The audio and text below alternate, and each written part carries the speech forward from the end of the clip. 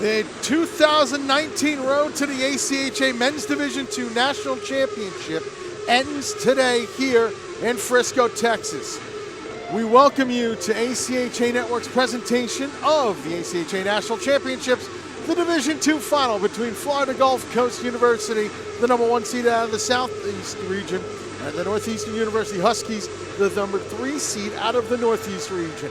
Brett Luthner, John Peterson here with you.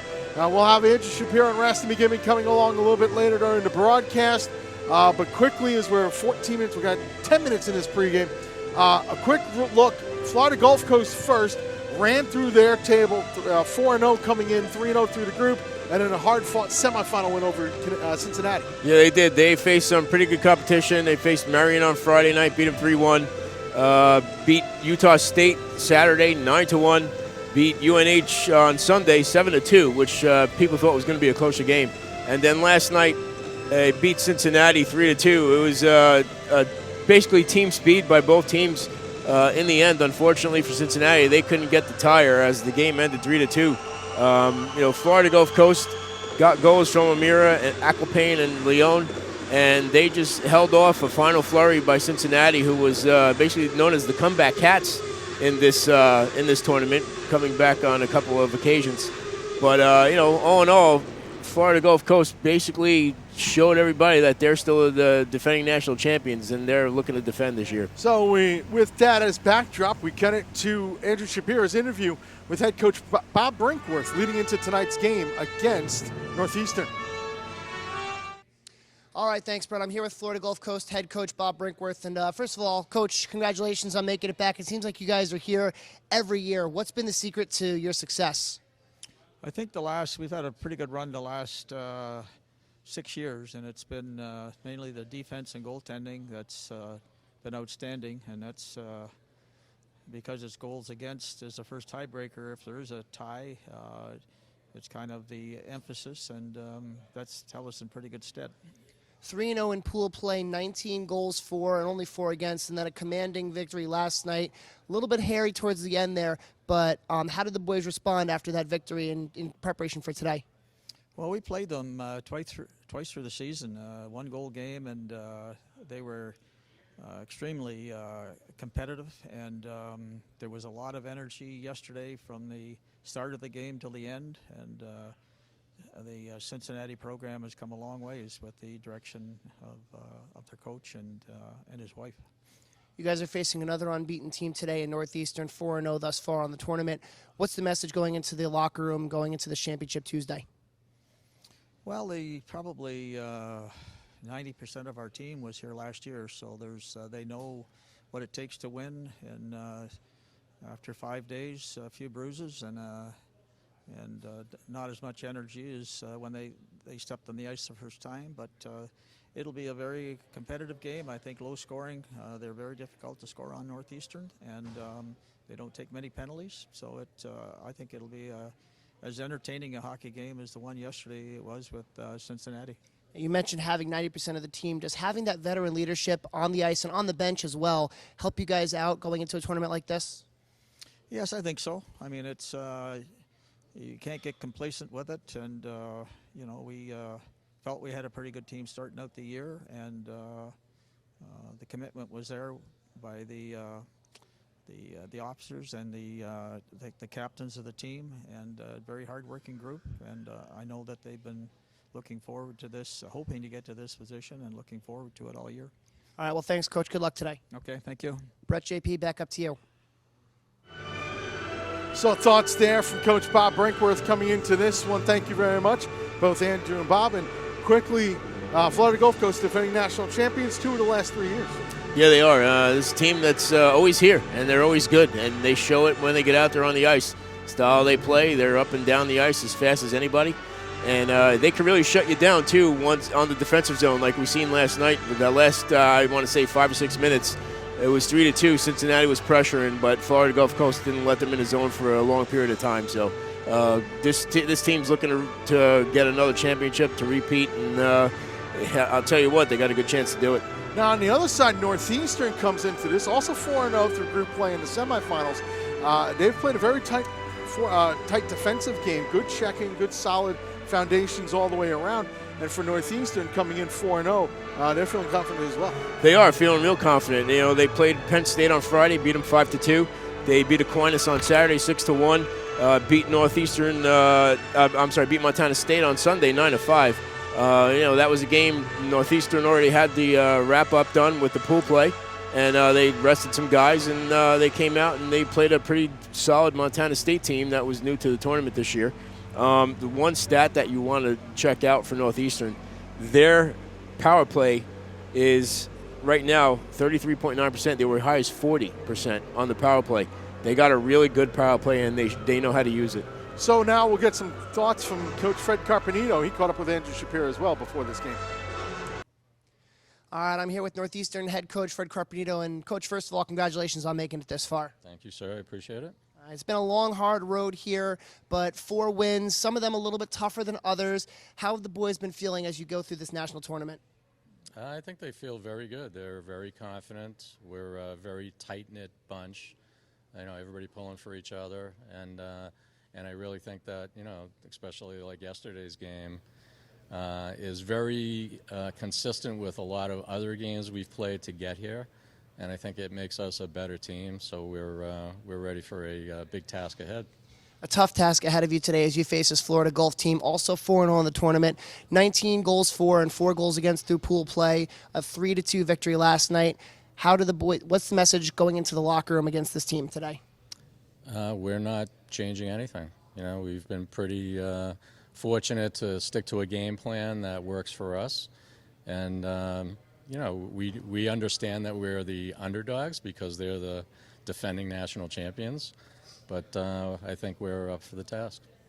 Talk a little bit about the leadership on your team. You have a large group of upperclassmen that have been here last year. You made it to the national semifinals, and unfortunately were not successful. Now you've made it over that hump. You're playing for the championship today. What does the veteran leadership mean to the younger squad on your team? I think exactly what you just referred to, that experience. And, Graham Doherty, Peter Camardo, Chris Caswell, our captains, have gone through the wars together. And the interesting thing is that we have a lot of underclassmen that are also leaders in their own way. So I think we have a lot of, all of those different qualities of leadership covered pretty well. And lastly, your goaltender, Nicholas Cam. He's been the anchor on your team all tournament. He's widely regarded as one of the best goalies in the tournament. What does having a goalie like that in net mean for your team going into this championship game today? Well, it's always good to have good goaltending. No question about that. Cam's been outstanding. I can't say enough about, his play. But I think the thing that is the wild card for us, which he gives to us, is the willingness to compete on every single shot. So, if you're playing in front of somebody like that, I think just inherently you're going to play a lot harder. So, hats off to him. All right, well, thanks a lot, Coach. Good luck today. Okay, thank you, sir. Back up to you, Brett and JP. So there's thoughts from Coach Karpadito and JP. They've been getting a lot of production, Cam in goal and scoring-wise from one source mainly, and that's Doherty. Yeah, Doherty's been good. No, they got good forwards. Koziel's been pretty good too. Doherty, their captain, they got a lot of opportunity to get some goals scored, and their power play again is deadly. So you got to just keep an eye on that. The other thing, their special teams, their penalty kill 100% on the tournament. So I think this game might come down to special teams and goaltending. With Cam in net, he's also a force for Northeastern. Now, we've seen, obviously, Northeastern in this tournament, their power play has been lethal. And also, we know Florida Gulf Coast, they have their special team power play particularly can be lethal at any moment. Yeah. So this might be one of those situations where you need to stay out of the box at all costs this time. Well, it's always need to stay out of the box. Opportunities are, when you get a lot of opportunities with a man down, you got to capitalize. And if you stay out of the box, you don't have to worry about it. The one thing that you have to look at also is the shorthanded goal situation that Florida Gulf Coast does take advantage of and has in this tournament. They're a dangerous team. They have a lot of speed going on out there. And so for Florida Gulf Coast, for Northeastern, really got to slow down that Florida Gulf Coast attack. And for Gulf Coast to really get that pace going fast early. Yeah, they want to go up and down the ice as fast as they could. Like I said, one of the fastest teams in this tournament. And you see it as soon as they get on the ice. It's unbelievable how fast this team is. So Northeastern, they're going to have to stay with that discipline. They are the designated home team here in this one, based on it's predetermined. So with Northeastern winning the AC matchup, that's the predetermined home team. They'll be in the home whites today. Florida Gulf Coast in the road black jerseys that they unveiled 3 years ago. Yeah. And so a little bit of an advantage as the Huskies go and take the ice. A little bit of an advantage in terms of that last change for Northeastern. Yeah, you get to change last if you want to try and match up lines. It's a little bit of an advantage if you're, again, matching. But with the speed that Florida Gulf Coast has, I don't think you really have to worry about matching because they're all pretty good. Yeah, it's definitely a fast team out there on the ice. Florida Gulf Coast, Northeastern, though, very good physical team, very good checking team. It's going to be a nice final here from Frisco, Texas. The Northeastern Huskies have taken the ice. Florida Gulf Coast is yet to come out from the runway, and they all come out from the same one. So we get to look at it out of the corner of our eye when they hit the ice. And soon, once it's all done, there's going to be much else. You can see the Huskies coming out on the ice right now, and followed by the Florida Gulf Coast University Eagles as they hit the ice for the start of this championship game. So the defending national champions take the ice. The Northeastern Huskies in their way trying to dethrone them. There's nothing much else to do other than to send it to our public address announcer who's been with us since the Columbus games. Andy Storrs will take you through the next few minutes, and then we'll get going. Huskies and Eagles here from Comerica Center. We send it down to Andy Storrs.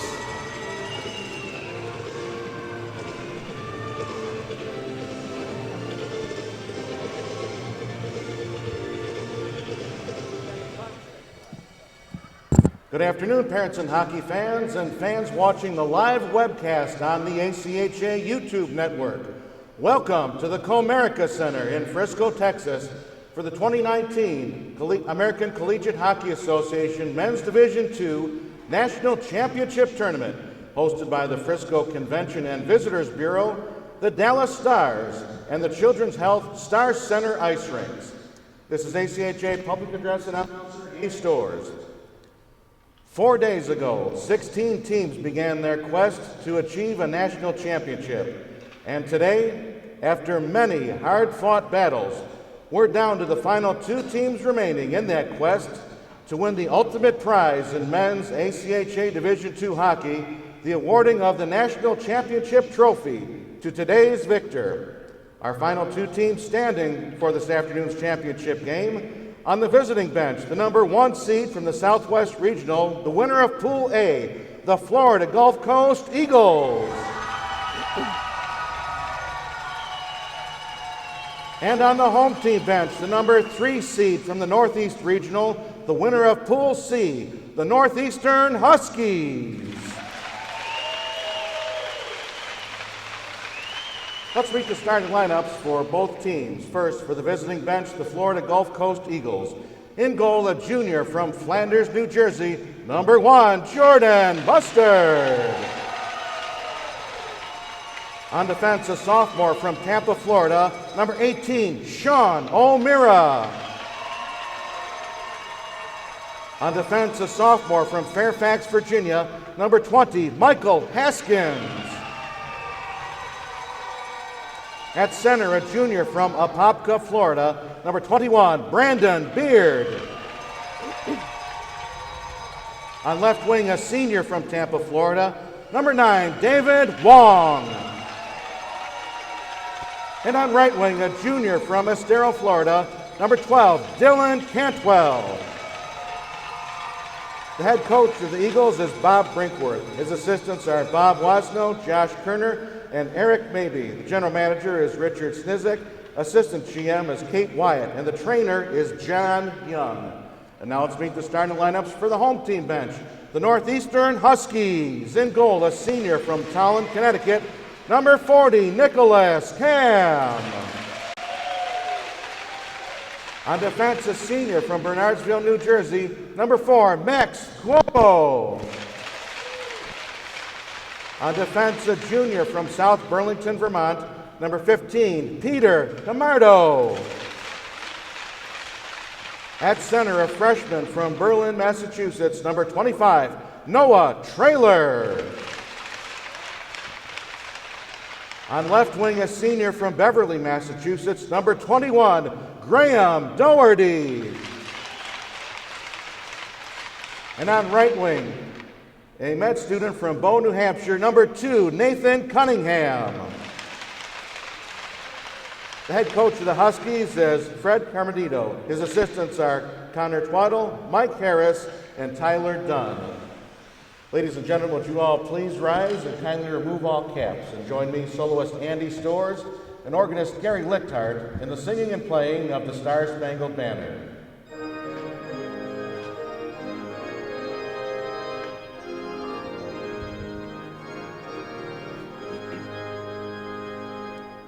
Oh, say, can you see by the dawn's early light what so proudly we hailed at the twilight's last gleaming, whose broad stripes and bright skies through the perilous fight o'er the ramparts we watched were so gallantly streaming, and the rockets' red flare, the bombs bursting in air, gave proof through the night that our flag was still there. Oh, say does that star-spangled banner yet wave o'er the land and the free and the home of the brave.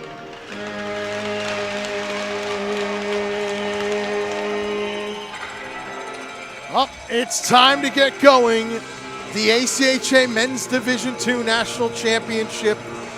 You heard the starting lineups. Let's give you some numbers behind those players.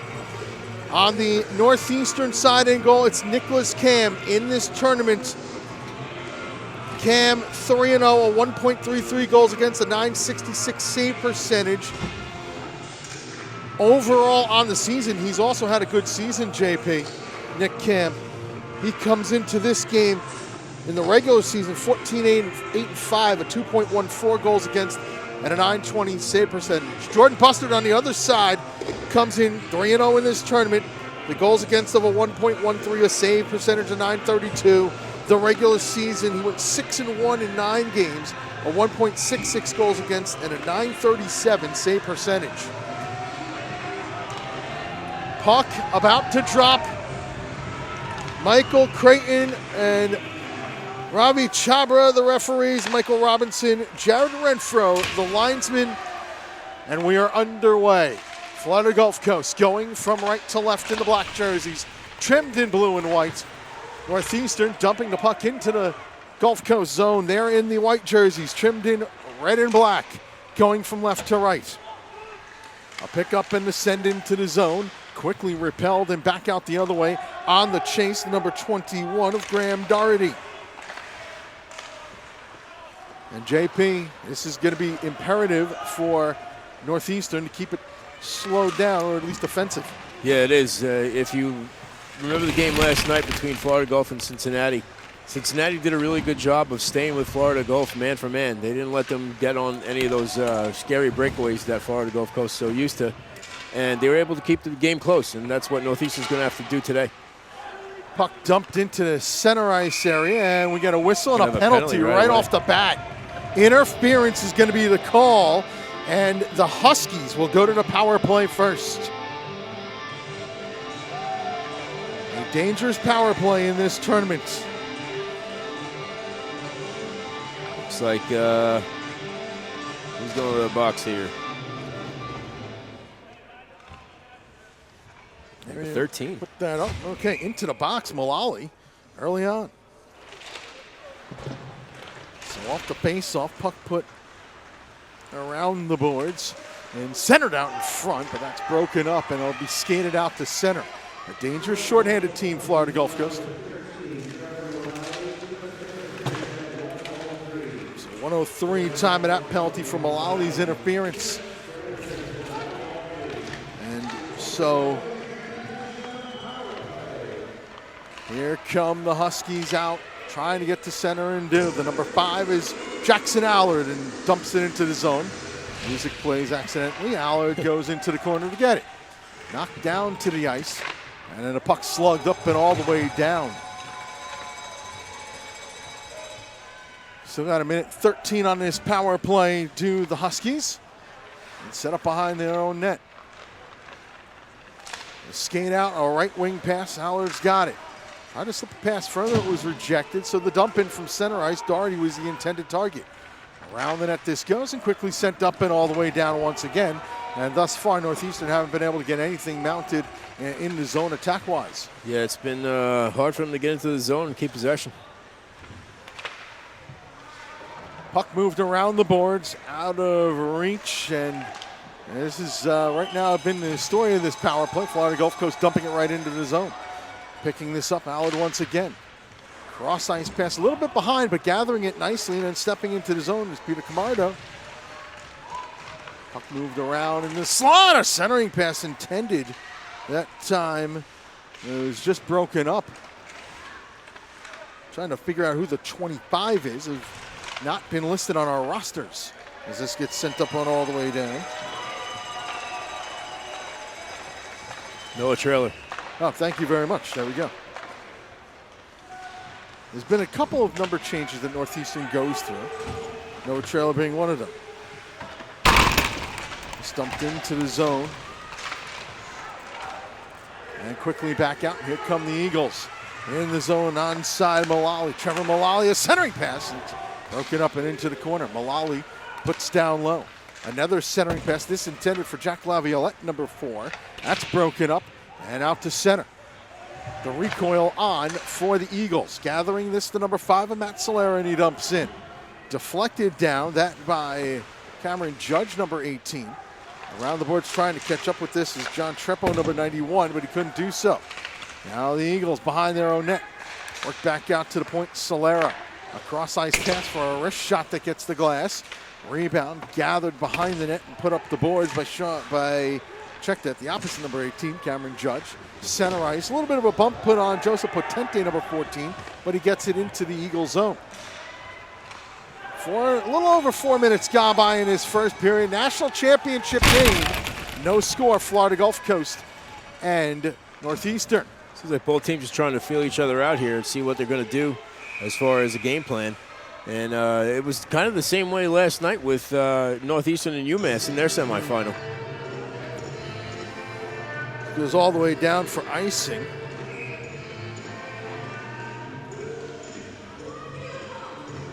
No, check it, just covered up, my fault. I was trying to write down one extra name there. Face off to the left of Jordan Buster. Control, there's a wrist shot that goes wide off the stick of Matt Koziel, number 10. We got the game-winning goal in last night's 2-1 thriller over UMass. In the national semifinals, just over across the way in the practice rink here. Onside skate, 3-on-5 essentially, so just deflected into the corner. And Northeastern will gather once again. This flipped up and out by yes, that is Camardo, number 15. Big 6'4" defenseman. Now he couldn't control that bouncing puck. A centering pass in front, score! There's a turnover in the zone, and Brandon Beard capitalizes. 1-0 Eagles. Yeah, if you're Northeastern, you can't give Florida Gulf Coast an easy time like that. It was a beautiful play by Florida Gulf Coast. Once they got in the zone, it was a 3-on-1 that quickly developed into a 2-on-0, and Beard able to slam it home. There's puck comes across after the turnover, pass across, and Beard right there goes backhand, beats Cam. 1-0 Florida Gulf Coast. The Eagles have always been a difficult team when they score first. And they have scored first here in this one. And this dumped into the zone. Coast goal scored by number 21, Brandon Beard. Assisted by number 12, Dylan Cantwell at 15:05. So there you go. It's it'll be 4:55 expired. And now it's a 1-0 Florida Gulf Coast lead. This up and out come the Huskies to center. Moving it ahead is the number 3 of Grant Sherman. Dumps it around the boards. Pops out the other side. Now Sherman's got to retreat once more. And JP, especially against this team, it's so important to get that first goal, Yeah, but you can't give if you're on Northeastern, you cannot give Florida Gulf such an easy in to your zone and have no one back. This goes all the way down. No icing on this line change on for the Huskies. Pass on the left wing side and back to the middle. Florida Gulf Coast trying to gain the zone, can't do so though. Now near side, entering the zone, Tyler Hill, number 6. It's check, puts it behind the net. Black jerseys surround. And now the calm down. 1-0 Eagles here in this first period. Malali tried to move it forward. It's in the zone, but a whistle is blown for offside. And a neutral zone face-off with 13:27 to go in the opening period. I'll tell you what, if you're Northeastern, you got to try to pick it up a little bit, get more offensive opportunities. They really haven't had no shots on goal at all, and they had a power play. Only been 3 shots, all off of Florida Gulf Coast sticks. Tipped into the zone, and so the Huskies have to go chase. Hard hit behind the net, another one. But Northeastern will skate it out to center. Chipped into the zone by Allard. He gets knocked down. Northeastern fans wanted a penalty call, none given. Yeah, looking for an interference call there. Now with it is Beard. Looks around the board. Shoulder to shoulder goes Dylan Cantwell, number 12. Puck behind the net, still battled for. Around to the near side, and out come the Eagles. It's a sprint ahead. David Wong, number 9, tried to split through, but a good job defensively that time getting back. Koziel amongst them back there, and now the Huskies control. Austin Keene, number 11, skates it up ice. Back checking, pressure comes. The dumping attempt blocked. The back checking came from Joe Flanagan, number 2. A shot wide, rebound slid right across the crease, and we get ourselves a whistle as the net comes off. And a stoppage of play with 12:24 to go here in this opening period. Northeastern on the shot clock. Peter Camardo coming over the blue line, skating in a few feet, taking a shot, going after the rebound that bounced off the backboard pretty far close to him, and unfortunately wasn't able to get the rebound clean enough to get a shot on goal. If he did, he might have had the tying goal there. From the face-off, puck put around the boards. Couple of times over. Ooh, nearly a turnover in front, but not able to hold this. The pass was Potente. So we'll try around on the near side boards again to the blue line that Camardo keeps. Sends into the corner. First one going in after it was Trepo, but that's blocked. Here's the skate out in the other direction. Laviolette can't catch up to that loose puck. Puck around the boards. And now the Huskies back out to center. Potente in across the line. Throws one towards goal. Just stick the side, but busted. Rebound bounces off the side of the net and rolls down. A blue line keep in. And Trepo once more. Centered it all the way to the blue line. Holding now Sherman. Shot, save made. Rebound kicked into the corner. On the pinch in is Camardo. Still battled for in the corner. Flanagan comes away with the puck. Now it is Laviolette. Center ice. He gets checked there. Return. Flanagan once more. Gains the Huskies line. That shot deflected wide. Rebound in the corner. And is put out to center. With it, Evan Maxey, number 10. Bouncing puck in the zone. Off the glass, out to center. Maxey gets tied up, but then kicks the puck forward. Turned over, and in the other direction goes Doherty. And Doherty trying to split through. That's broken up. Skate back the other way. Keaton Arco-Payne, number 11. He gets shouldered right in front of the Florida Gulf Coast bench.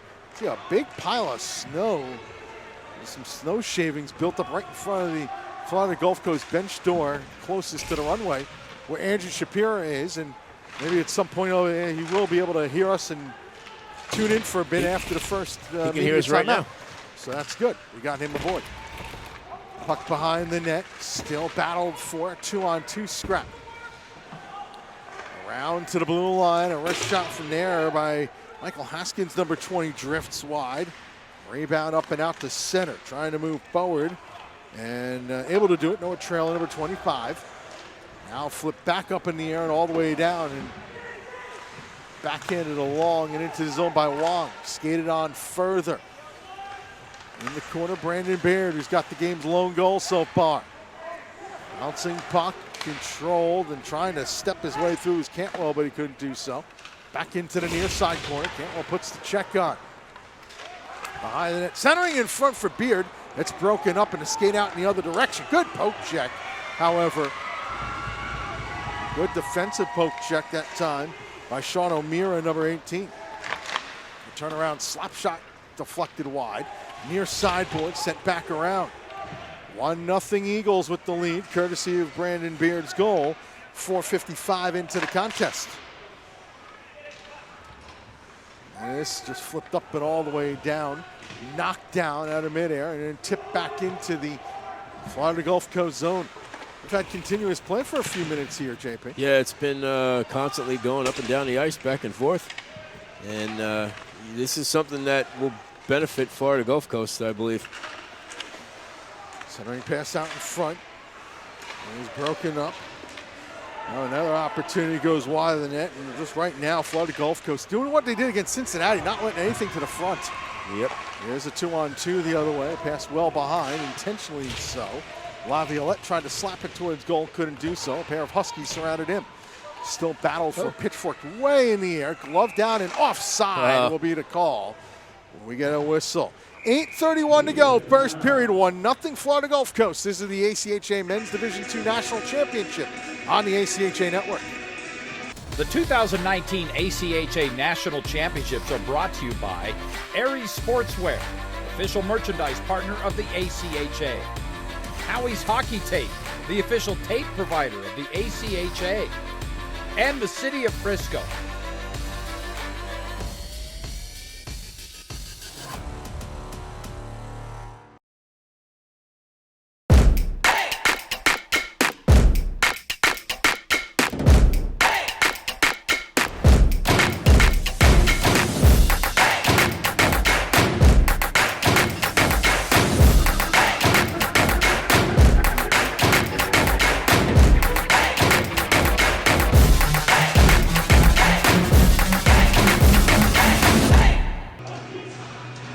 Back here at Comerica Center, we sent it down. Andrew Shapiro between the benches.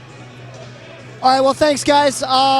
It's been a really offensive period for the Eagles of Florida Gulf Coast. The shot's only 3-2, but they've really controlled the majority of the play. The Huskies doing everything they can to fight off this relentless Eagles attack. And, I mean, they're doing a really good job of holding them down just so far, 1-0. But if the Eagles are going to have any kind of success, they got to keep doing what they do. For the Huskies, they have to step their defense up. Like you said, JP, you can't give Florida Gulf Coast chances like they had that they converted into goals.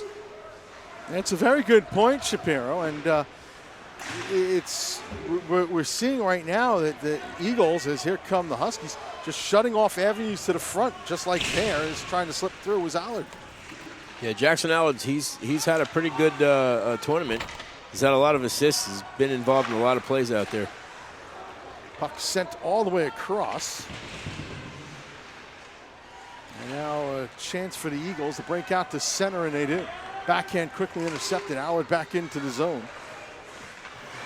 And then we get ourselves a whistle as the puck is frozen off the catch by Buster.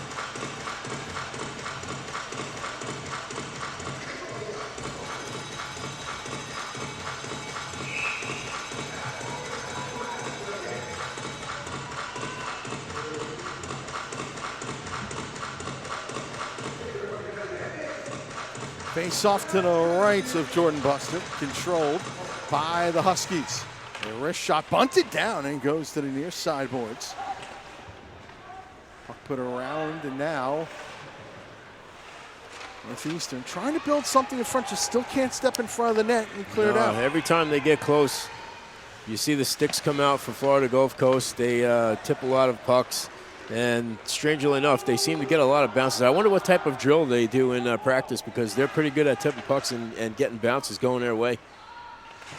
Backhanded along the boards, and out will come Arco Payne. Puck does not clear the zone, though, as it rode across the blue line. Behind the net, Haskins around the board. Arco Payne now on it. Takes a look, goes cross-ice. Set up now for the Eagles. A red line dump in. The Camels set up behind the net for friendly jerseys to come along and start to skate this out. Cross-ice pass by the number 18 of Cameron Judge. That's picked off and sent right back in. This is the one thing about this is a turnover. We'll get to in a moment. Shot, that's deflected wide. Rebound to the near side boards. Backhanded along by Solera. Behind the net, picking it up for the Huskies is Shea Kilfoy, number 16. He gets checked on the play. Center ice and Florida Gulf Coast. The skate right back in. Nice little spin move by Flanagan. Trying to center it out in front, but that was broken up. Neutral zone play again here for the Eagles. On a neutral zone play going on right now. You're at the verge, you could do snow angels in front of the Florida Gulf Coast bench with that snow pile. Yeah, that's crazy. Sent along the boards. Now Solera. Pass on ahead, and then the recoil. With it is Flanagan. Right wing side, Cantwell dumps it further into the zone. Line change on for the Eagles. Near sideboard, Potente. This cross-ice pass broken up.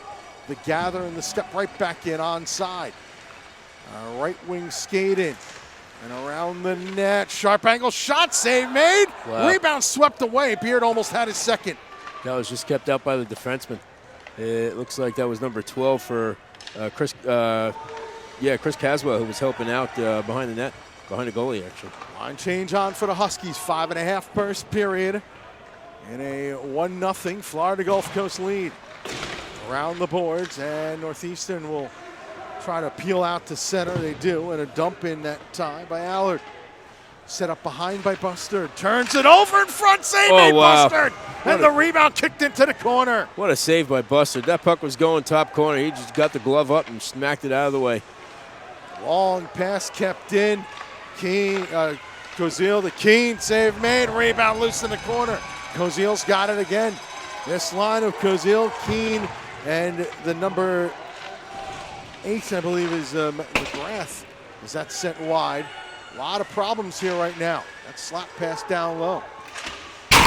In is Allard. He's the third one on this line right now, not the number 8, sorry. It's out to center, and now the skid ahead for David Wong. Outside left wing, and Scott score! Wong beats Camp 5-hole, and it's 2-0 Florida Gulf Coast. Yeah, Wong gets a shot on net, beating Cam, who would love to have that one back. And you're going to see as Florida Gulf just basically throws the puck out of their zone. Wong picks it up, takes a shot, keeps it low on the ice, and again, it just goes underneath the pads. Here it comes down, comes in, just put it on net, see what happens, and Cam just misplayed that one. And so, the 2-0 lead for Florida Gulf Coast. And with the way they play defense, it might. Florida Gulf Coast goal scored by number 9, David Wong. Unassisted at 4:29. Florida Gulf. So Wong gets the goal at 15:31 if you're going the other way. There's a shot that's deflected into the corner. Wong unassisted, 15:31, 2-0 Eagles. Blue line and a keep, sent high in the air. Lands in the near side corner. Rusty McGibbon will have an interview after the first period down the runway, and then he and Andrew Shapiro will have our intermission report at the desk across just down the hall from us, if you will. And then we get a whistle, a stoppage of play. It's going to be a hand pass, actually. And a neutral zone faceoff to come out of this. The clock hasn't stopped yet. Yeah, it did. Yeah, it did, 3:29. Tell you what, you look at Florida Gulf Coast and you see them going up and down the ice. Nobody's ever had a position for this team. They're always in position, very disciplined in the parts of the ice they go to. And, it just shows you in the way they play. They're a superior team, man. You wonder who could beat this team in Division II, if it's going to be Northeastern or what. They've reset the clock to 3:35. Now fresh body in the face-off circle for Florida Gulf Coast. It's won and flipped into the zone by O'Mara. Back in the corner for this now is Kilboy. Up and out to center, quickly sent back in. A bouncer to Cam will leave aside. Nicholas Cam has had such a good tournament. That's really the first one that he's looked a little bit out of sorts on. Yeah, he's been a solid goalie all tournament. Really, I think the two best goalies in the tournament. There's been some good goaltending, but the two best ones are playing in this game. Yeah, it could be.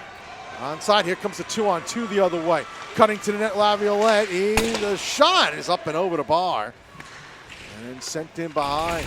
Centered by Flanagan is broken up. Intended for Laviolette, and the skate out in the other direction. Here come the Huskies, now 3-on-2. A wrist shot blocked off. Trying to get through and unable to do so, Chris Caswell. Laviolette, pass on to Flanagan. Tries to slip through, and that's broken up by the big defenseman Camardo. Sent up and out of his zone by Cozile. A little step ahead with the puck. Good squeeze off and an offside call out of this. Now, you want to talk about playing the angle well. That was well squeezed off there as Cozile tried to use his speed to get in. Yeah, it's not only the forwards that know how to play the game. The defensemen do as well for Florida Gulf Coast. And using positioning, again, like I mentioned before, no one seems to be out of position on this team. Center ice dump in by Camardo. Puck goes behind the net. And the Eagles will bounce it back down all the way down ice. A foot race is on. Cantwell will run it down there against Max Cuomo, number 4. And the puck comes back the other way. Kicks the linesman in the skate. And then overskating it that time was one of the Huskies, that being Keene. Keene. I thought it was it was number 5 of Alardo. Lord. Center ice and flipped right back into the zone. That by Trailer. Puck goes around, sent up the boards. Wong's got it. David Wong, cross ice pass, and it's a good one. Drop left off, a shot that goes just wide. Rebound kicks around and out to center. Glove down and moved ahead by Doherty. Graham Doherty, 4 goals and 4 assists in this tournament. And he hasn't gotten a chance to go much in this one so far. Behind the nets, and now the skate out. As we're near the last minute of play of period number 1. Onside shot, that stick to side by Cam. Rebound to the near side boards, Mullally couldn't keep. The skate in the other direction for Cunningham. That's turned over. Here come the Eagles again. Could be an odd man rush. Good step in. Eddie Leon, number 24, tried to center, couldn't do so as it was broken up by Doherty. Around the boards, but a good keep that time by Mullally. Bouncing puck, though, comes out to center and quickly slugged right back in. Final 39 of this first period.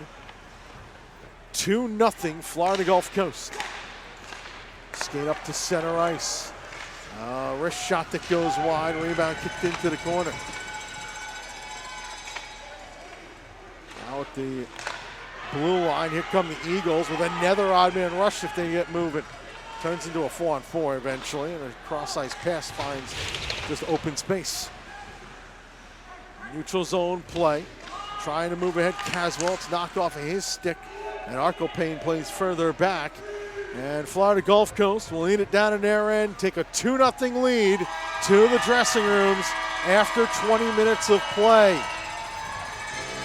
Brandon Beard and David Wong, the goal scorers. And for Florida Gulf Coast, jumping out on Northeastern early. Yeah, it was really quick goal for Florida Gulf Coast.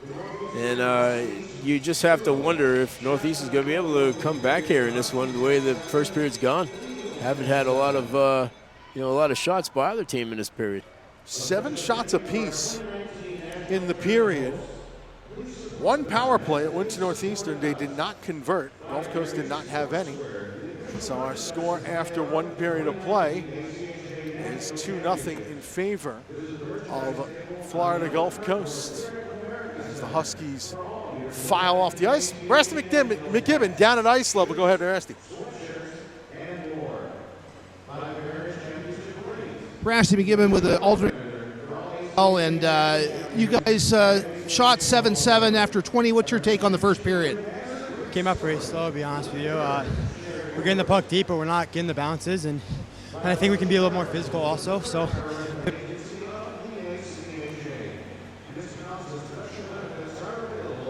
Power play opportunity.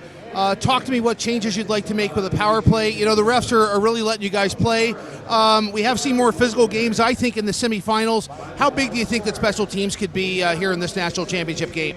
I think they're huge. I mean, it's a big part of our game. We power play.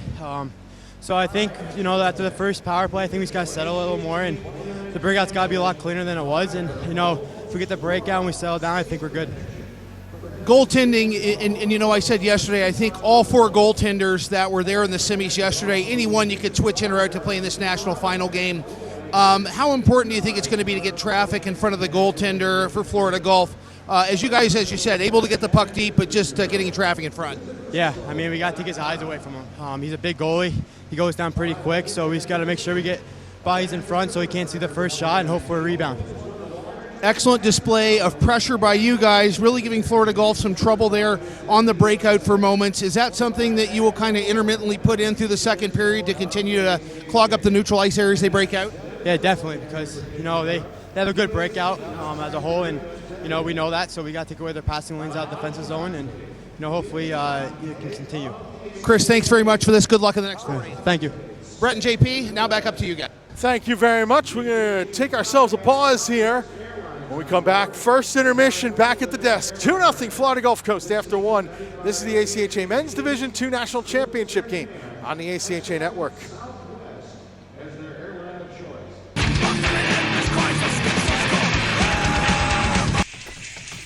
You ready? This guy's not ready. You're not ready.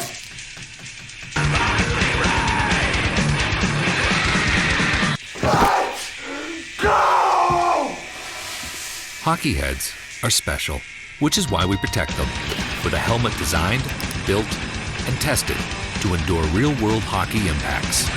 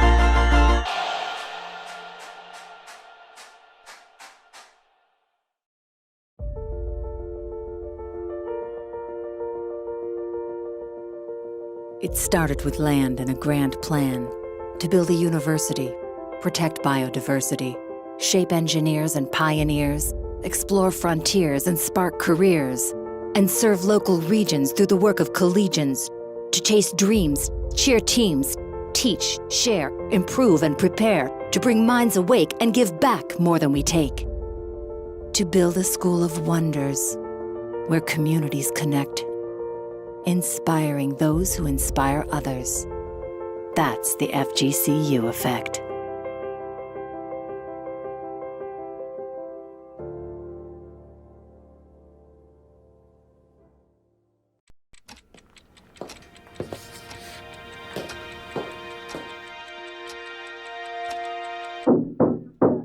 Come on!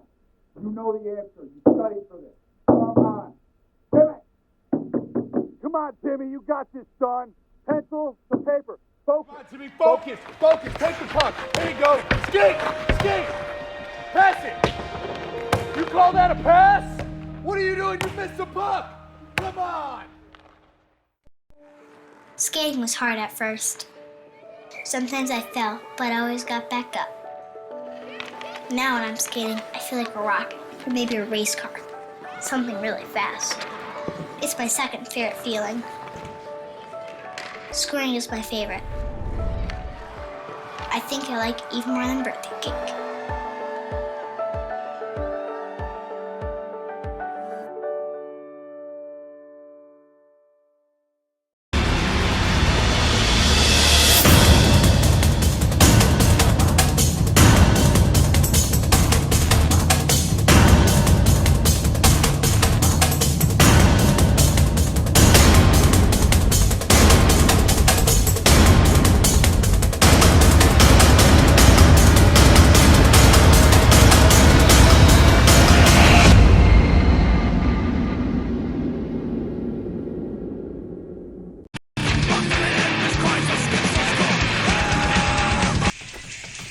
You ready? This guy's not ready. You're not ready.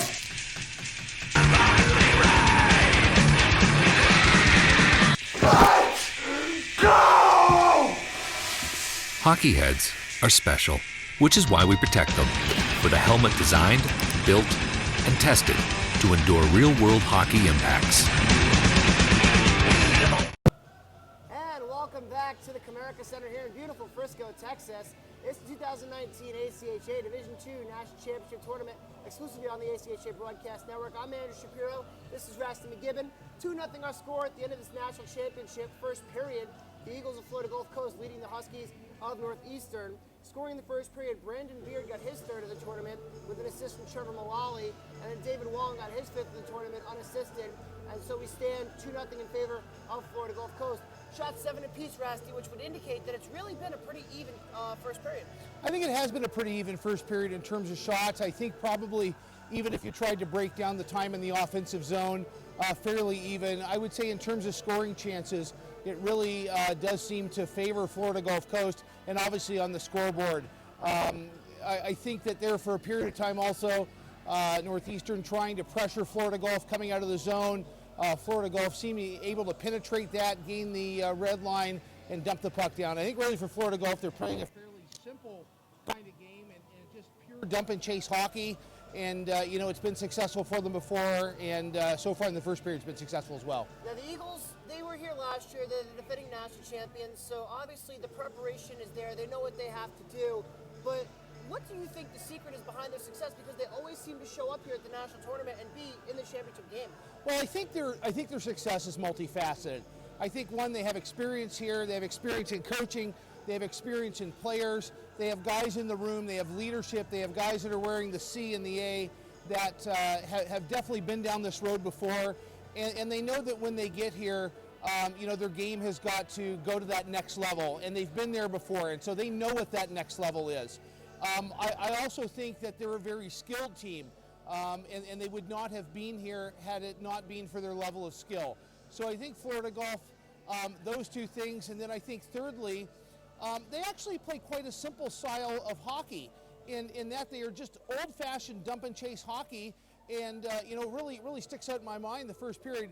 They dumped the puck in, and the man that dumped the puck in was the first man to the puck in the corner. And when you see that kind of individual effort and everybody buying in as a team to that plan of dump and chase hockey, I think you see the level of success that they have. Now, this is the sixth final appearance in the last 8 years for the Eagles. They do have 3 championships under their belt.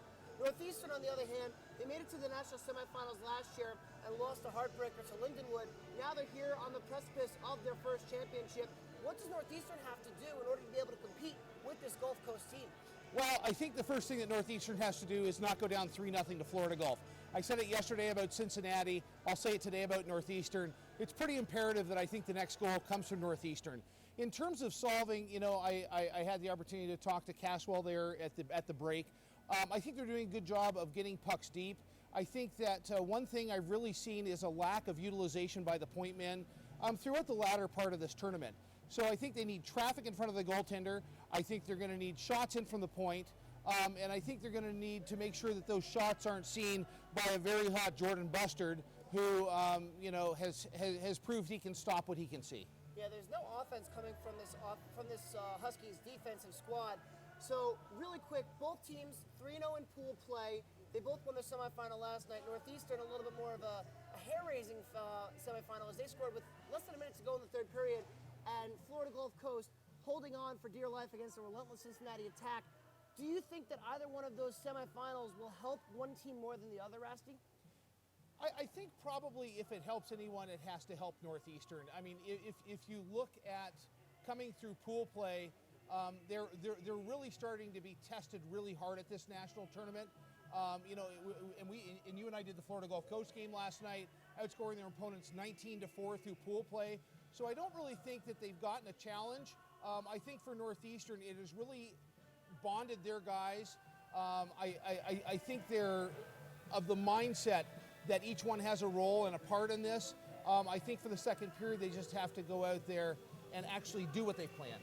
So if you're Fred Karpadito in that Northeastern locker room, what's one thing you're going to say to your guys to get them ready for the second period? Score the next goal. All right, and if you're Coach Bob Brinkworth for Florida Gulf Coast?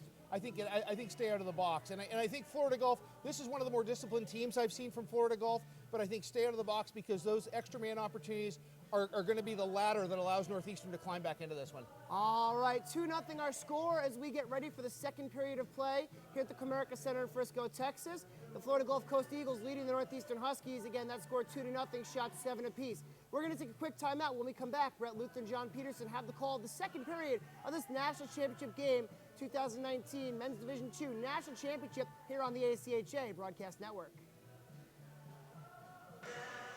Thank you very much, Andrew and Rasty. 2-0 Florida Gulf Coast after 20 minutes of play here at Comerica Center in Frisco, Texas, the ACHA Men's Division II National Championship. Brett Luther, John Peterson now here, and really it was a Gulf Coast first period. Yeah, it was. You seen it in the play. They take advantage of a few turnovers. One inside the offensive zone of Northeastern, and just capitalizing on the turnovers that they got. You see another play where pucks turned over in the offensive zone for Northeastern, taken over and sent down ice, and then there was another goal by Wong. So. Just a couple of shots here and there on the other end for Northeastern that Bustard really had no problem with. And, it's, again, like you said, a typical Florida Gulf Coast period. So now, if you're Northeastern, what do you think has to be done here in the second? I think they got to get more pressure on the goaltender, Bustard, for Florida Gulf Coast. They were able to get some shots, but not a lot, and they just got to make sure that they're able to pressure him and get more traffic in front and try and make them go side to side.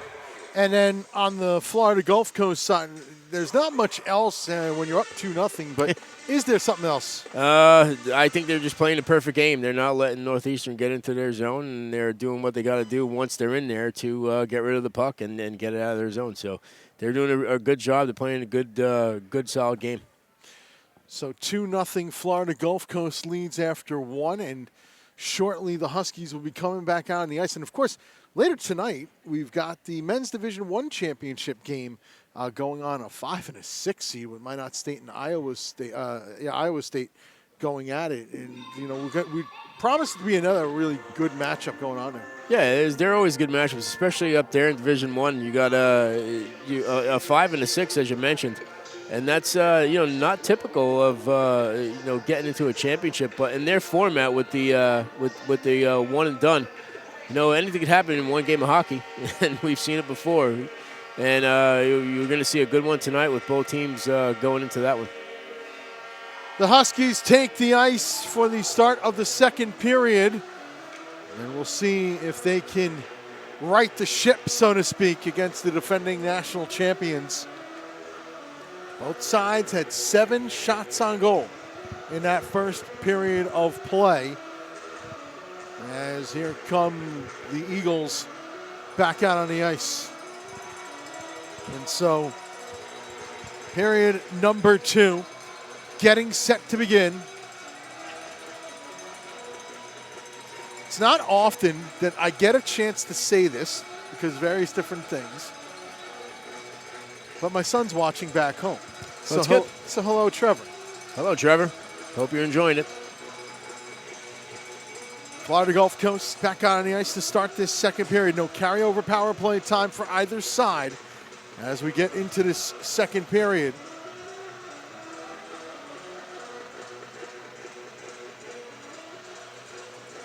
Northeastern's got some work to do, but not an insurmountable obstacle to overcome. It's not. Last night we seen Cincinnati claw their way back into the game against Florida Gulf Coast after trailing 2-0. So I'm sure Northeastern, if they can get their game together, they can do the same thing. Second period getting ready to begin. It'll be Jackson Allard to take the draw for the Huskies against Dylan Kentwell. And off the draw, quick shot that bounces wide and then off the kick plate comes right out to the front of the net and a cover up. And so 6 seconds in, already a face-off.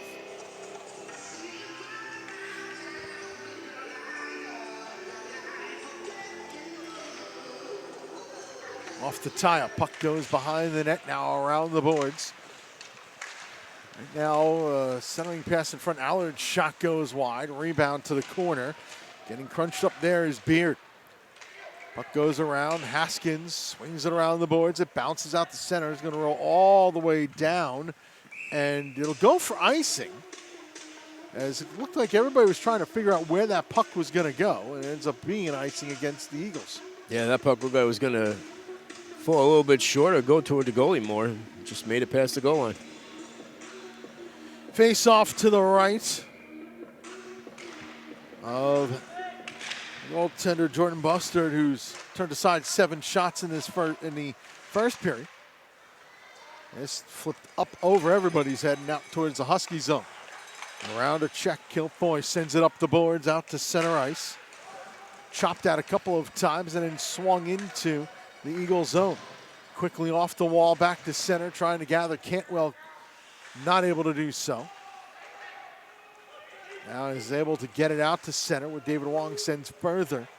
Thinks about the line change, then does go off in the proper door this time. Puck out to center and then flipped in.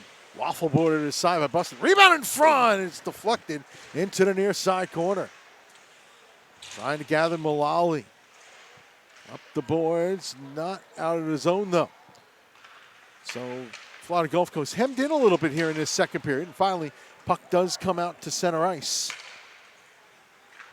Minute and a half gone by, JP. Northeastern getting a little bit closer there as they were able to keep the pressure on Florida Gulf Coast for a bit. Now they just got to watch the Storm come back the other way. Deflection back deep into the Florida Gulf Coast zone right now. A lot of the action has been in the end to our left. And the Huskies gather. A turnaround by Camardo is deflected away. And finally gets back towards the Husky zone. Quickly repelled the other way. Max Cuomo.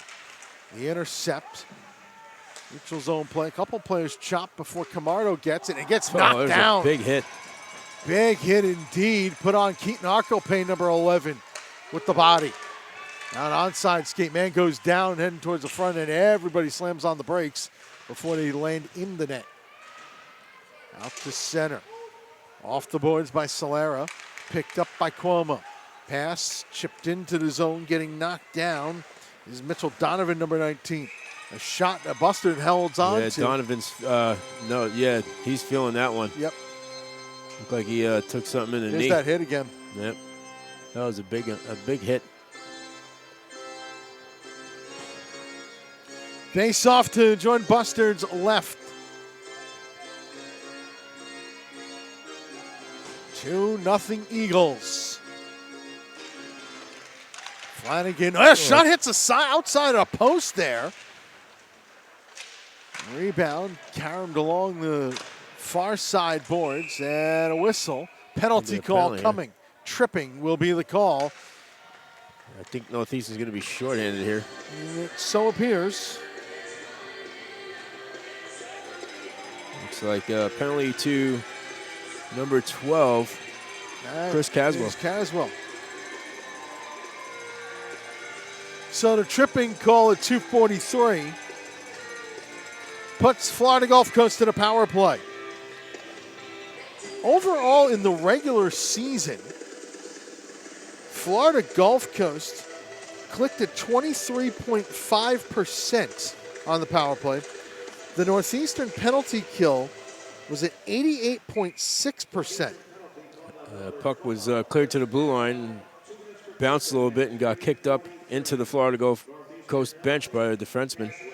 And they're going to get a face-off outside the zone here. In this tournament, Northeastern perfect on the penalty kill. Florida Gulf Coast 93.3%. Cincinnati was the one that broke the drought, if you will, in the national semifinal.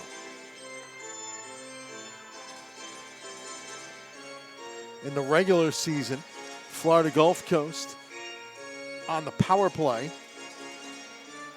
as we said, in this tournament, I should say, Florida Gulf Coast 26.6% in this tournament. 23.5 in the regular season. Wow, I think they missed the high stick there. Puck behind the net. Around the boards, and now the Eagles, courtesy of their number 20, Michael Haskins, who's had himself a good tournament, JP. And sets it up behind the net. Haskins coming into this game with 6 assists in 4 games. Yeah, Haskins has been very effective when he's out there. It's sent all the way down, knocked aside by Buster. Gives on to David Wong. Takes a look at his options. Throws down the middle, right on goal. Cam will have to cover. Still got a minute 12 to go on the power play.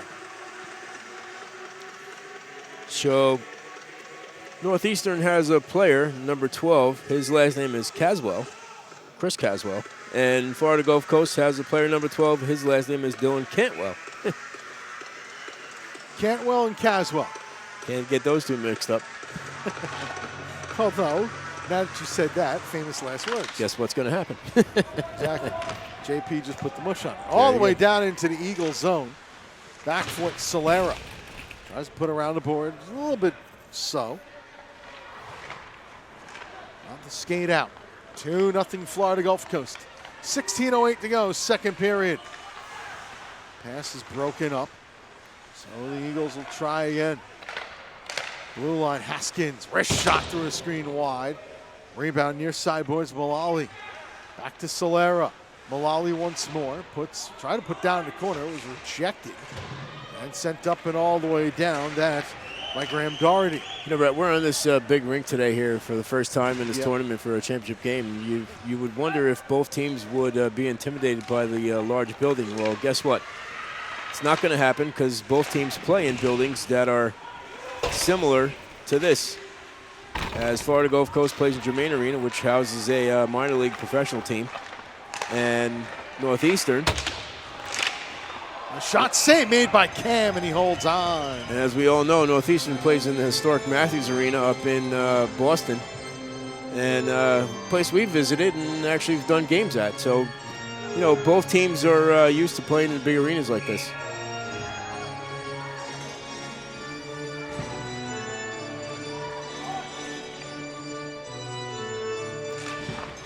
From the draw, shot, nice save by Cam. The rebound, save made by Cam again, and he holds on.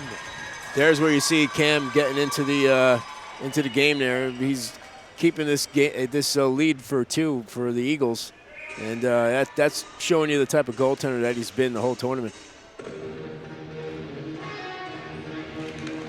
From the tie-up, Huskies trying to control. Power play is over. Both teams 0 for 1 with the man advantage. Puck that gets put behind the net. Still tied up along the board. Solera's got. Sends down towards the goal. Swatted aside that time by Camardo. who then could have checked that. Yeah, there's Camardo, 15. It was at the 16 of Shave Kilfoy, actually. Messed around right on the side of the net there, nearly put out in front. Eventually backhanded along the boards by Laviolette. Behind for Flanagan. Centered out in front, just missed Laviolette though. Now the skate out the other way, courtesy of Chris Caswell. His shot right into the glove of Buster, and he'll hold on. There you go, Buster making the save, not letting any rebounds up. Something that we see a lot out of him.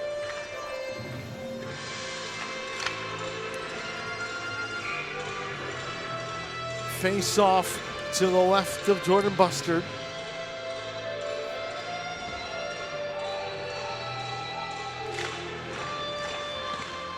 From the tie up, another save, so let's keep the music playing. So change the song. Some people will just leave it run. Yeah. So.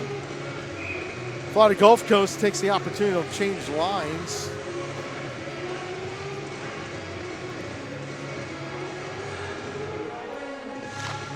Off the base off. Bounced off the wall out the center. And now here come the Eagles. Could be a 2-on-1. Coming down the middle. Leon, a one-timer, and he couldn't get it on net. Tried to steer that one towards goal, and he hit it off the heel of his stick. Sent out to center ice on the back end of this play. Trailer couldn't do so. Mitchell's own play. Cuomo cross ice passes off the mark. Penalty Down call. goes a man. Penalty call coming up. It's going to be a tripping call. There's going to be a trip to Noah Trailer.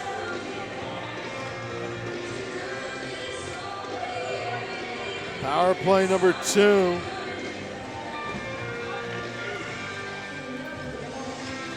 .558. Here's the penalty. Yeah, Trailer just goes to swipe the puck and winds up getting the foot of the Florida Gulf Coast player, causing a trip. The Eagles are 0 for 1 on the man advantage. And off the draw, back to the point. Haskins goes across and gets the return pass. Wong now near sideboard. Steps away and puts a pass into the corner.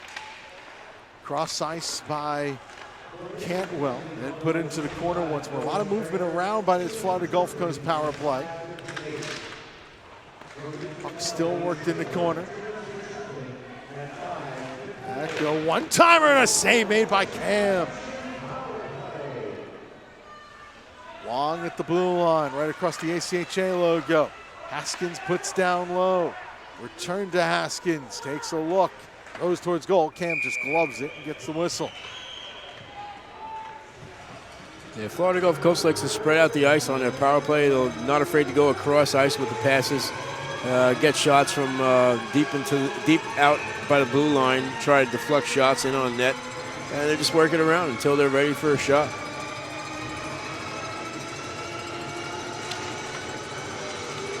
Solera off the draw, collision in the high slot there. Solera's got the puck back, snaps one through, it goes wide. A pretty good wrist shot there. That's some weight to it for sure. Moali, step, check, goes back to the point. Solera swung around. Solera again. Moali puts it into the corner. Trying to spin out of a check. Arco Payne, now Leon's got it. Eddie Leon steps to the circle and a save made by Cam off the wrist shot. Swatted further into the zone. Moali behind the net. Peels out and gives a pass back. Solera holds. Walks it across, and that shot blocked and sent out of the zone. And feeling the effects of that wrister was Allard. Yeah, Jackson Howard, he's been banged up a couple of times in this tournament. Blocking shots, taking hits. Onside, skating into the zone, and quickly repelled and sent all the way down. 16 as of now on the power play. So the skate out once more. Here's Solera into the Husky zone. Throws one on goal. Save made by Cam. The rebound up and all the way down. And that will kill off the power play. Eagles 0 for 2 with the man advantage. But the Eagles of Florida Gulf Coast University lead 2-0 here in this second period. Center ice, grabbed by Cuomo, sent right back in and around the boards. Far side. And puck turned over behind Buck Yoakum, number 23, I believe that is down low. Some of the Florida Gulf Coast numbers a little difficult to read as this one goes on goal. Yeah, they're not very distinguished. The 8s and 6s and 9s, you kind of get a little jumbled up there. You know Haskins is out there. That's 28, Kyle Roy. We do know number 2 is Joe Flanagan. He takes the draw for Florida Gulf Coast. And wins it against Mitchell Donovan, number 19. Here come the Eagles. 3-on-2. Step into the zone. A wrist shot goes wide. Rebound behind the net. Cam scrambles back to position. To the blue line for another wrist shot. Deflected, and what a save by Cam. They actually hit the post, Brett. There's another shot. That's a save by Cam. Rebound in the corner. And you're starting to see Florida Gulf Coast mount the shots a little bit here. Yep. Pass picked off. Backhanded out of the zone. Goes all the way down. This will not be icing. Sent along the near side boards. The centering pass in front is broken up. Trying to get on to the end of this is the number 26 of Robert Picking. Now the Eagles trying to get out of the zone. Sent towards goal, and save made by Buster, and it'll hold on with 10:37 to go in the second. Again, Buster making a save, covering up the rebound. Not a hard shot coming at him, so he's able to handle easily. And freezing the puck to get a face-off to his left. Here comes that shot from the point that was deflected and hit the post. Shot comes in, tipped right off the post. Nice setup by Florida Gulf there. Off the draw, that's butt in front and all the way down, foot race again. Cam comes out and covers, and might have gotten his stick in the process. Yeah, Cam got run into there by his own man. So slowly, Nicholas Cam will get back up. Those never feel good. Yeah, Grant Sherman wound up catching him as he went past.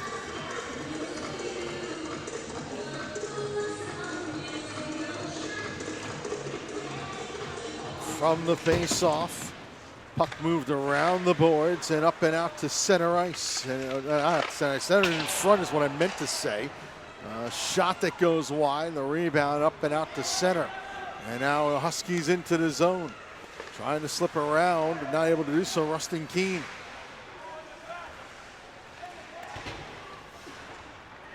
Lead behind, and here come the Eagles the other way. Onside, a wrist shot, a good wrist shot at that by Cantwell. It's shrugged off by Nicholas Cam. Here's sideboards out to center. Onside skate back goes Hill. And now a shot taken that time by Allard is blocked off. The rebound comes out to center. And quickly, the Eagles on track with this once more. 9:35 to go here in this second period. 2-0 Florida Gulf Coast. Men's Division II National Championship game here in Frisco, Texas. Moved up and out to center ice. And quickly back in. Here's a chance for Cunningham. To the net, save made, rebound, jammed out a couple of times, and then goes into the near corner. They busted again, up to the challenge. Northeastern getting a couple attempts at swiping at the puck, trying to push it over the line. Pass moved along, and it'll be flipped up, played with a high stick, but now first stick to touch was Florida Gulf Coast. We play on. Backhanded into the zone. Retreating for this puck. Sean O'Mara, number 18. Up the boards, a turnaround shot nearly in front on the tip that time was Trailer.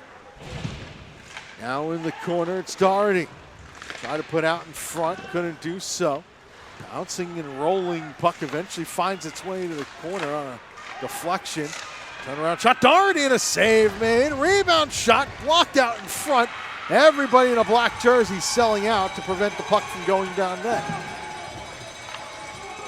Slowed down behind, puck comes to the near side corner. And now up and out to center. Moved along, sent along the boards. Cross ice and a dump in that time. by Caswell. There, I almost did it. JP put the mush on things. Here's a turnaround shot that's blocked in front. Rebound to the boards. Up the wall and out of play, and we'll get a stoppage. 7:42 to go, second period, 2-0 Florida Gulf Coast. This is the ACHA Men's Division II National Championship on the ACHA Network. The 2019 ACHA National Championships are brought to you by Barron Championship Rings, proud sponsor and championship ring provider for the ACHA. Warrior Sports, the preferred stick supplier of the ACHA. The Dallas Stars. For tickets and more information, visit dallasstars.com. And Southwest Airlines, the official event airline partner of the 2019 ACHA National Championships.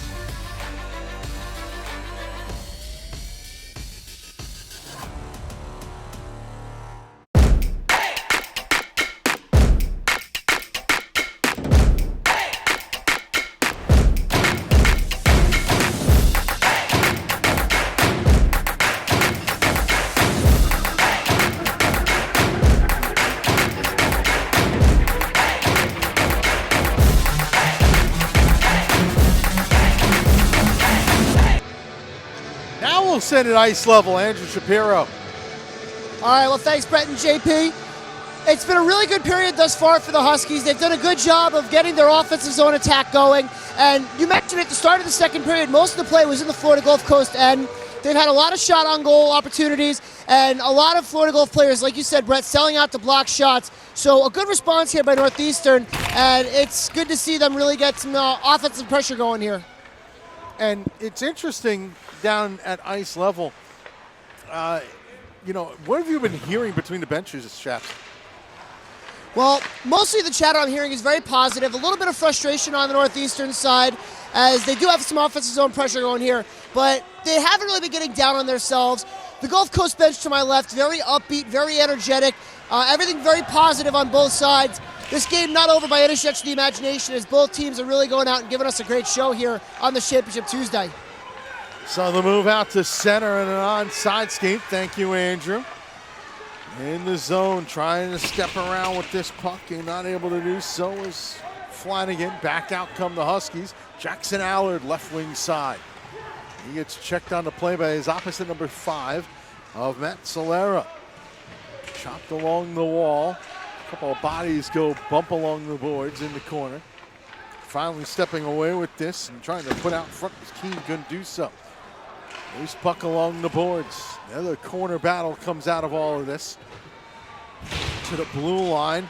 And out come the Eagles. Just out of the reach of Laviolette. Sent in and around the boards. The coach's son, coach being Peter Laviolette of the Nashville Predators. We saw it last year's tournament in Columbus, or 2 years ago. They couldn't make the trip this year due to the Predators' commitments. Obviously, you got to stick with the job that pays you. Yeah, you would think so. Shot across is broken up, and now out come the Eagles to center. Nice little feathered pass across for a 2-on-2 wrist shot save made by Cam. Excellent job that time by David Wong. Another shot, Cam steers into the corner. Bouncing puck goes behind the nets. Check put on, swung around the boards that time by Sherman to the blue line, but doesn't get out. Everybody tied up near sideboard, so let's try the other way. Trailer, far side boards, and near the blue line, but again, not getting out of the zone. Puck worked out to the point. There's a blast that's deflected wide. Trailer, boards, and all the way down. This will be icing against Northeastern. 4:56 to go here in the second. 2-0 Florida Gulf Coast. Northeastern's going to have some tired guys out here as they've been out there for a while. And Florida Gulf could change, so they're going to get a fresh group on. Wow. If they so desire. Yeah. Malali to take the draw for Florida Gulf Coast.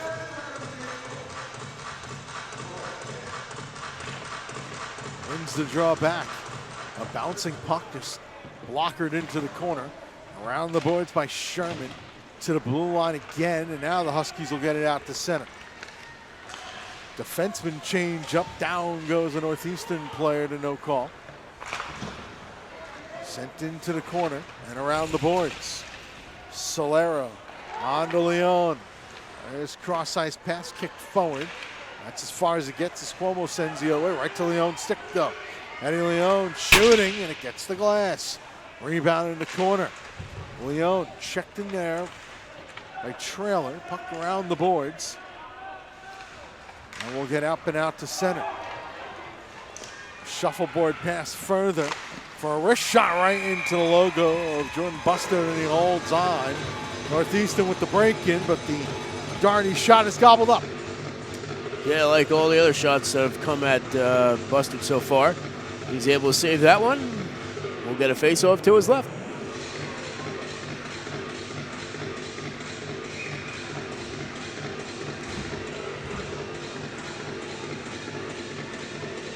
This one between Flanagan winning the draw, sent around the boards. But first on it, Chris Caswell. Corner battle coming out of all this. A centering pass broken up. Now Florida Gulf Coast will try to wind things up ice once more. 2-0 lead for them. 3:45 to go here in the first. A second, I should say. Around the boards where it'll be picked up. And now the wall pass gets out to center.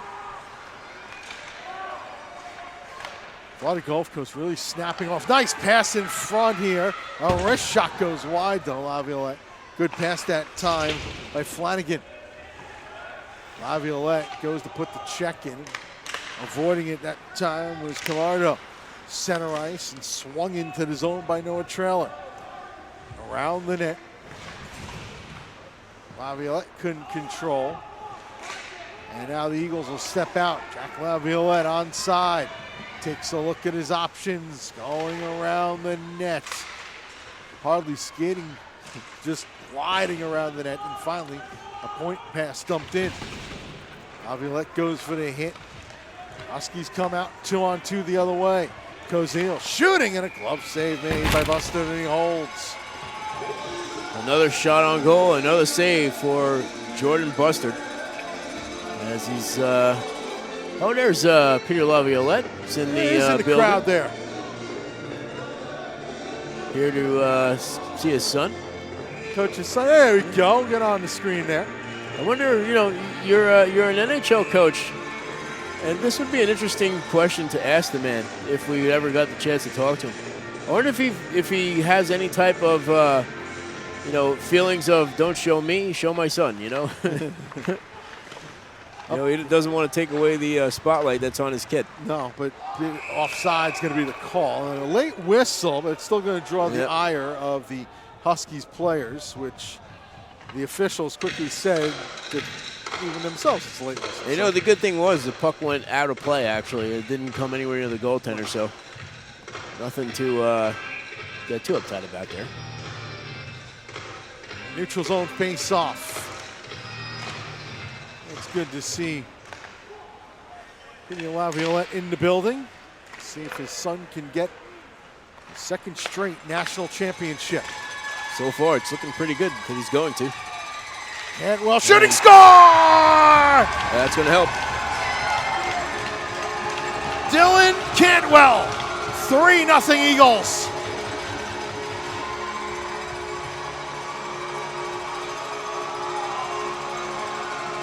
And as Florida Gulf Coast celebrates, you're going to see on the replay, Dylan Cantwell again gets the pass, comes across, just gets himself in a position, takes a shot, nice snap, wrist shot that goes high over the glove of Cam.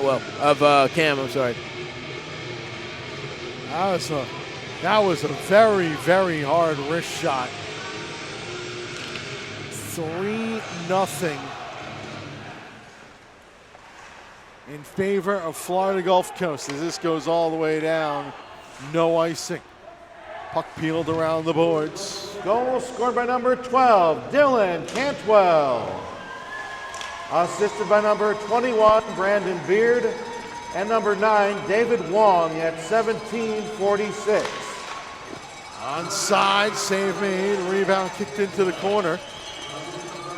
And then steered it again to the corner from another shot as well. So Dylan Cantwell, his 4th goal of this tournament, as this is held on to. JP will give you all the particulars, but it's 3-0. Yeah, it was Dylan Cantwell from Brandon Beard and David Wong at 17:46 of this second period. And I'll tell you what, Brett, it's getting kind of late early here for Northeastern. They better get on the move or they're going to be seeing Florida Gulf Coast raise that cup again. Radakovich Cup that goes to the Division II champion.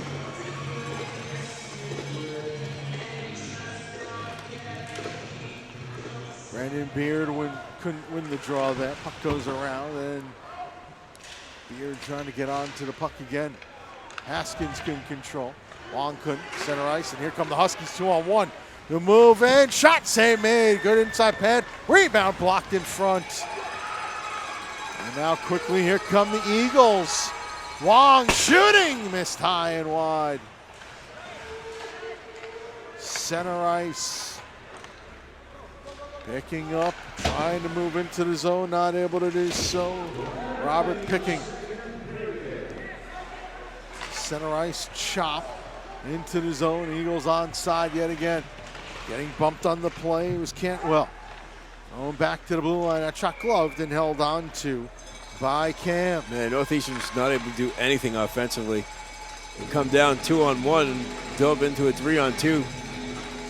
Puck comes out to the slot, shot's taken, and it bounces off the defender's pads and goes all the way out for a 2-on-1 the other way for Florida Gulf Coast.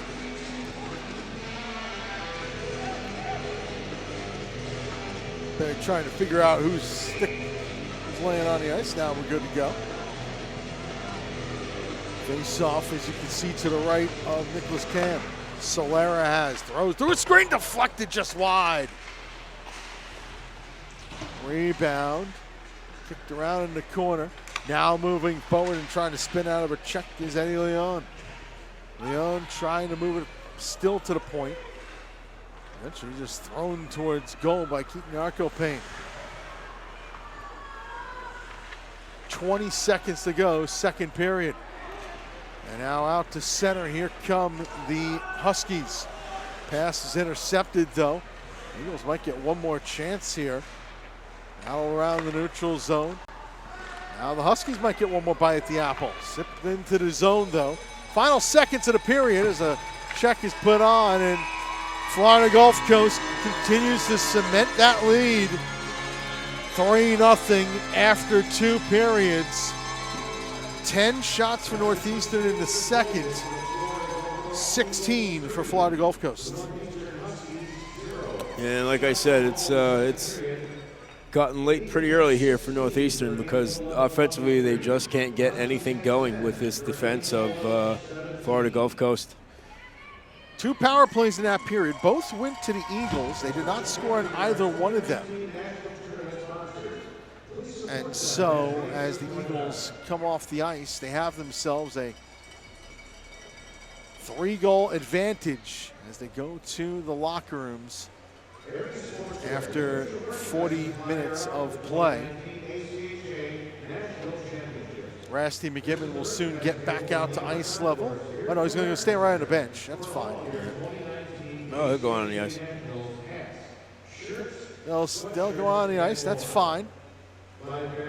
Rasty McGibbon gets back at ice level. David Wong. Go ahead, Rasty. Oh, he's not ready yet. Go ahead, Rasty. Rasty McGibbon with co-captain David Wong. Give me your thoughts on the first 40 minutes of this national championship game. It's obviously been a pretty fast-paced game. They came out ready to play, and so did we. So it's going to come down to this last period and who wants it more. No secret, there's a lot of experience in this national tournament game for a lot of guys on your bench. How much do you think experience helped you guys out in this? It definitely helps out a lot. One of the things we're big about is we want to let this senior class that's going out end this on a really good note, so we're kind of playing for them and all they've done for the program. We were talking there in the first intermission. 6 out of the last 8 national championships, you guys have been here. Kind of an odd question, but if you were to play the team from last year, how do you think you would fare against them? I don't know. I think it'd be a little different game. We still have a lot of depth, and people underestimate us, which is good for us because we lost a good group of guys there, but we also have a great group of guys that came in and a great group of veterans. So that's really all you can ask for. When you go into the room now, what things do you say to the guys just so you lock this down for the last 20 minutes and get to put the Radakovich Cup over your head 20 minutes from now? We're going to do it for the senior class. A lot of my best friends are in that class, so I want those guys to end this on a really good note. Thanks very much for this. Good luck in the last 20. Thank you. Brett and JP, now back to you. Thank you very much, Rasty. We're going to take a timeout and send it back to the studio. Second intermission coming up. 3-0. Florida Gulf Coast leads Northeastern after 2 periods of play. This is the ACHA Men's Division II National Championship here on the ACHA Network.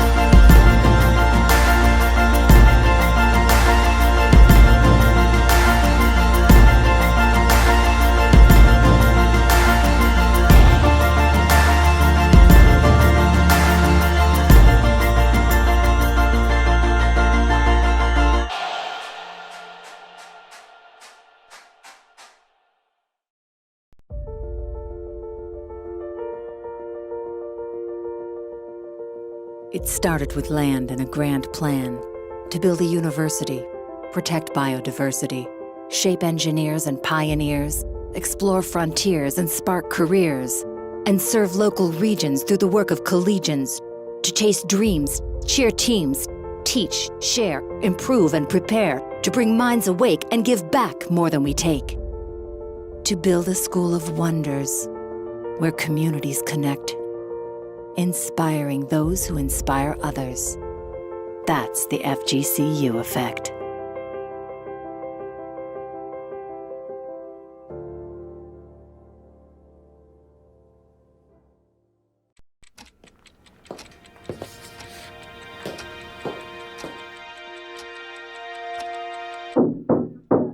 Come on! You know the answer. You studied for this. Come on. Timmy! Come on, Timmy. You got this, son. Pencil to paper. Focus. Come on, Timmy. Focus. Focus. Take the puck. Here you go. Skate! Skate! Pass it! You call that a pass? What are you doing? You missed the puck! Come on! Skating was hard at first. Sometimes I fell, but I always got back up. Now when I'm skating, I feel like a rocket, or maybe a race car. Something really fast. It's my second favorite feeling. Scoring is my favorite. I think I like it even more than birthday cake.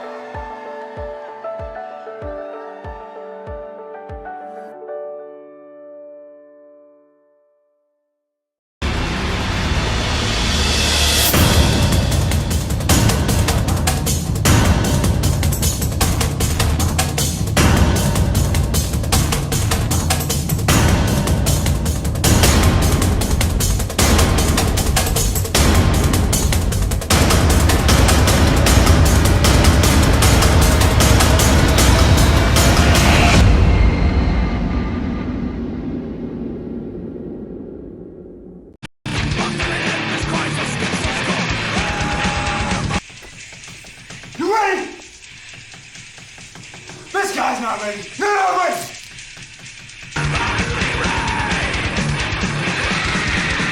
Let's go! Hockey heads are special, which is why we protect them with a helmet designed, built, and tested to endure real-world hockey impacts. Thank you so much for staying with us. I'm Rusty McGibbon. This is the second Intermission Report, and it is a privilege to be joined by Craig Barnett, who is the Executive Director of the ACHA. And we'll get things started. What are your thoughts on the tournament so far? As you know, we've been through pool play and now into two national finals that we're going to see today. It's been great. It's been exciting for any hockey fan to be able to come down to one place and see all these games by different levels and divisions of college hockey. It's been phenomenal. I've been really pleasantly surprised by the level of competition, the skill level, the development of these kids. The coaching is phenomenal, you know, and that's why I saw some games at the beginning of the year. I didn't see too much in the middle. And you come here, I know we have the top teams from all of our divisions here, but the speed of the game and the skill level has been very, very impressive. You know, and I know that you haven't been in the position a year yet, and so this idea of having all five in one locale is kind of something that you inherited, but what are your thoughts on it? Do you think that's something that going forward is definitely something ACHA would consider continuing? Well, I think it's a great question because you know, we can't forget this is college hockey, right? So it's all about the student athlete experience and whatever we can do to continue to enhance their experience, you know, so when they arrive at the national tournament, that they have a great time not only on the ice but off the ice. So when you're able to have all five divisions in one location, one city, I think that brings a little better, like a really good feel to the whole atmosphere for them. It'd be great if we can find a place down the road that maybe we can try to do this all under one roof as well, you know, and that may be a very positive step as well and something we're considering.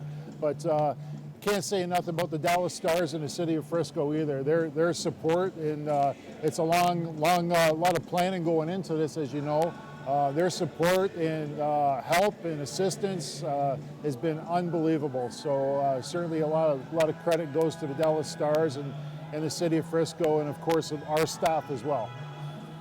Speak just a little bit about the experience of the national tournament for the student athletes that you touched on. 531 teams in total. I talked to Mo Strimmel the other night. We had him on ACHA tonight. And where do you see this going forward? As I really think, you know, I've been doing this since 2005. Compared to 2005, it's like bicycles compared to putting the man on the moon. But like, what do you see coming in the year that you've been here, and how can we improve on that for next year?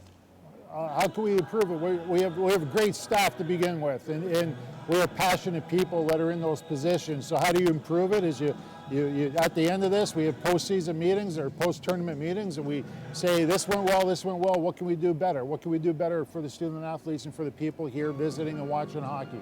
And that obviously has been going on before I got here, you know, so we want to keep going with that and look for ways to improve it.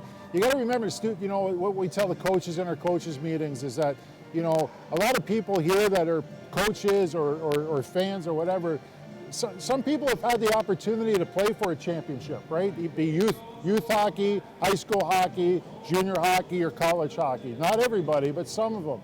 And for those people that have experienced a national tournament or championship, you know, 10, 20, 30 years from now, they keep in touch with their friends and so forth. And you don't talk about the games itself. You don't talk about the 4-2 game and the 5-3 game. You talk about that experience and that camaraderie. And all that stuff goes first and foremost. And if you're fortunate to maybe win a championship, you probably talk a little bit about that game too, right? So that whole experience is what it's all about. And when we have professional people in certain roles here, such as the broadcasting with AJ, such as Russ Slagle with the tournament director, and everybody has ideas on how to do it better. And you got to entertain those ideas, figure out the value is, figure out what the cost is, and hopefully we can put something together to increase and enhance that experience. I saw you in the building through pool play. I saw you yesterday here through the semifinals.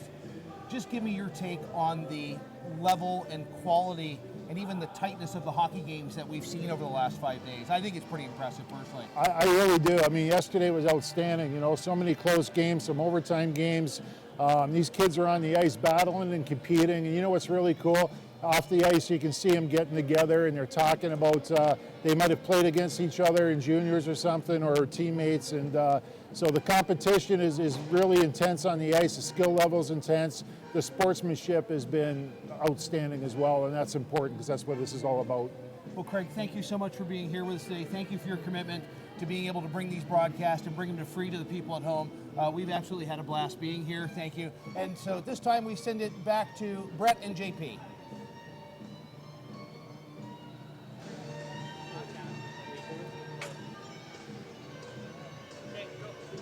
All right, back here at Take her at the coffee stand.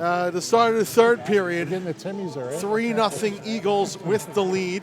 Brett Luthner, John Peterson, and, well, 2 periods. We got to hear from Craig Barnett. 2 periods in the books, and did I go it's long? been all Eagles. Yeah, it has been all Eagles, and again, if Northwestern wants to get back to this game, they've got to get going here early, and they've got to get going often because 3-0 lead for Florida Gulf Coast. Like I said, we've seen them shut teams down, and it's right now it's not looking good for Northeastern here entering the third period.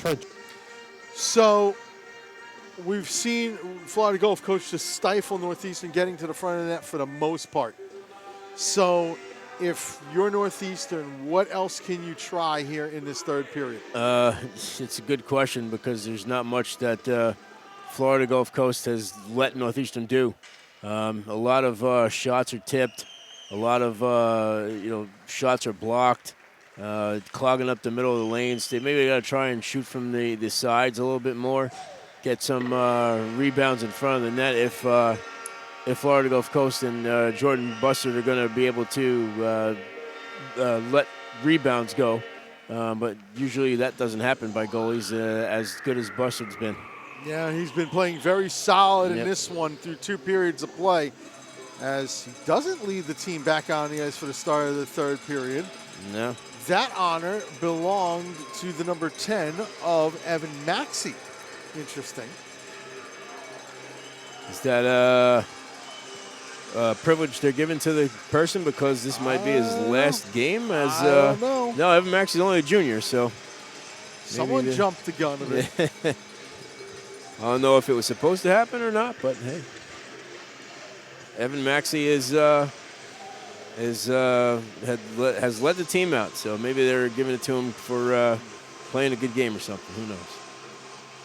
Matt Coma running all over the place to try to get the camera to work. I think we're supposed to be back on camera. Oh, well. Not now. No battery, no go. Nah, that's a problem.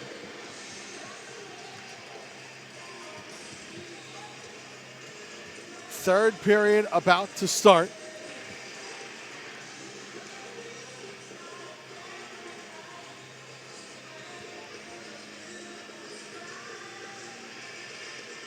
Now, there's a team that's walking into the arena here, and there's 5 players that walked in from one of the teams. I don't know which one it is. I can't see, but they're all wearing cowboy hats. Yep. You can see the silhouettes across the way. Third period underway. Northeastern going from left to right in the white jerseys. Florida Gulf Coast in the black jerseys going from right to left. And a bouncing puck out to center. Here goes Cantwell. Cantwell shoots. That's deflected wide. Rebound kicked out in front. And now the Huskies skate the other way. Cunningham chipped into the corner. Oh. Pass comes out in front and no one's there. Cunningham, 3 goals, 3 assists as well coming into this game. A deflection right on goal. It's going to be gathered up by Buster and he holds on. Again, Florida Gulf Coast not letting Northeastern get to any pucks in front of the net. They just play their positional hockey is just so superb. It's unreal. It's like they never make mistakes out there, you know.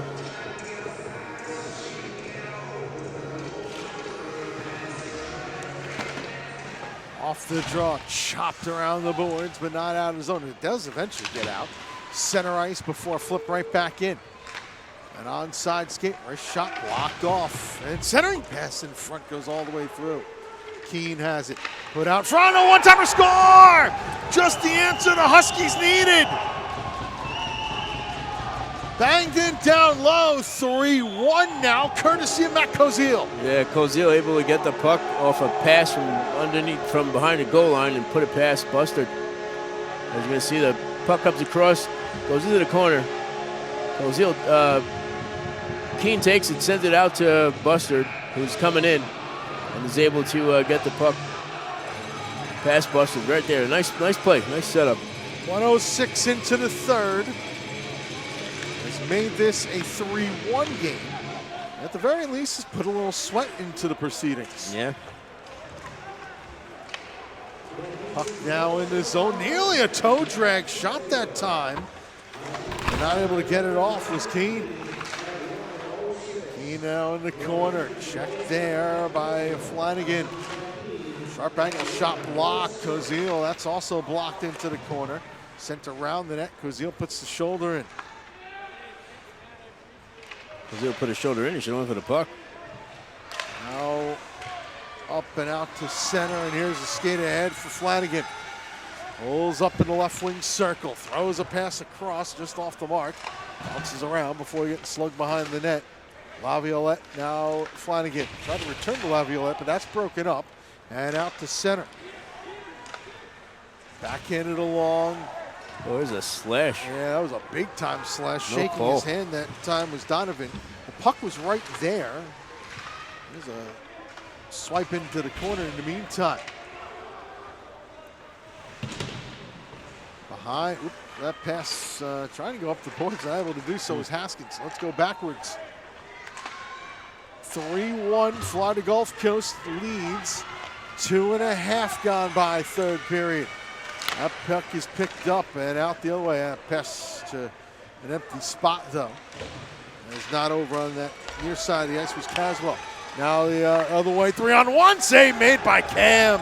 Good pass across by Cantwell, I should say. Here's an icing. And this is going to be icing. But good setup at the other end, but big save that time for Cam. Yeah, Cam doing what he's got to do to keep this team in it here. Northeastern again giving up a 3-on-1 rush down the ice, and Florida Gulf not able to take advantage of that because of Cam.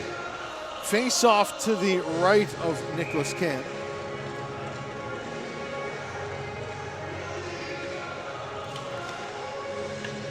The draw is Mitchell Donovan. He wins it back and around, but first on it is Cantwell. His pass broken up. Now out will come the Huskies. Nice diagonal pass finds the mark. 2-on-2. Wrist shot save made. Mustard, and he holds on.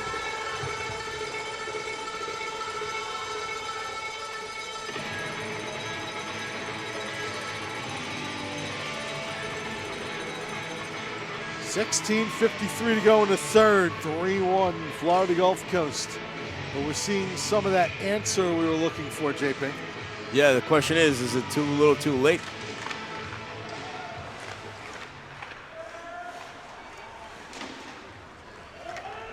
This goes all the way down. It's going to be another icing. So another face-off in the Eagle zone.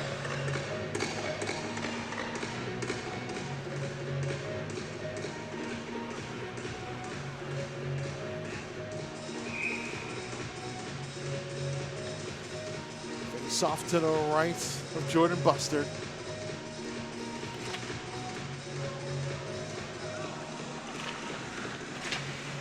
The draw, puck just kicked around. Haskins has it. Near side, Arco Payne tips out to center and controls further. Sliding one in on goal that Cam sets aside. Moving around with this one the other way, McGrath. Step ahead and then losing an edge, McGrath that time. Arco Payne sends back in. Slugged along by Camardo. Set up behind his own net by Bustard, and the clear off the glass and out to center. Which, if that thing hadn't gotten the glass, it'd be coming up towards us. Yeah, well, that'd be a little bit harder to get up here. Well, it was coming at a decent clip. So behind the net, Florida Gulf Coast Eagles will try to wind this one up again. A little over 4 minutes gone by third period. And as every second ticks away, the clock becomes the enemy more and more of the Northeastern Huskies. And more the ally of the Florida Gulf Coast Eagles, who lead 3-1. Diagonal pass behind Kozil, center ice, and then pitchforked into the Northeastern bench. We'll have a face-off at center ice because of it. There's Jack Laviolette, number 4. Coach's son, he's been getting a lot of shifts in this game today. Yep. He's Jack Laviolette. He is a sophomore. Getting some good ice time here in this championship game. Probably one of the leaders on this team. He's been here. Was last year? Was his first year, I guess. And again, made it to the final and won. So won the championship as a freshman. Now here's the sophomore. Digging along the boards for the loose puck. Florida Gulf Coast has their Division III team here as well. They started play today. Here's an onside rush into the zone. Puck in the middle and a whistle, penalty call. Hooking's going to be the call. And the Eagles going back to the power play. Or is it the Huskies? No, it's the Huskies going to the power play. Sorry about that. Wow. Wong to the box.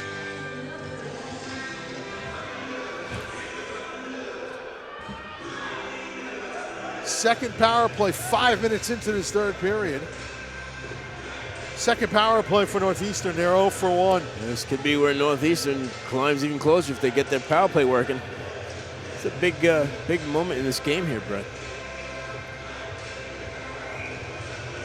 Definitely not out of the wood yet. From the draw, puck that bounces along. It's Kozil to the left wing circle. Back to Kozil. One-timer goes wide. You didn't get everything you wanted on that shot. No. It hit him up high on the heel of the stick. The rebound sent all the way down. And so the wind up once more.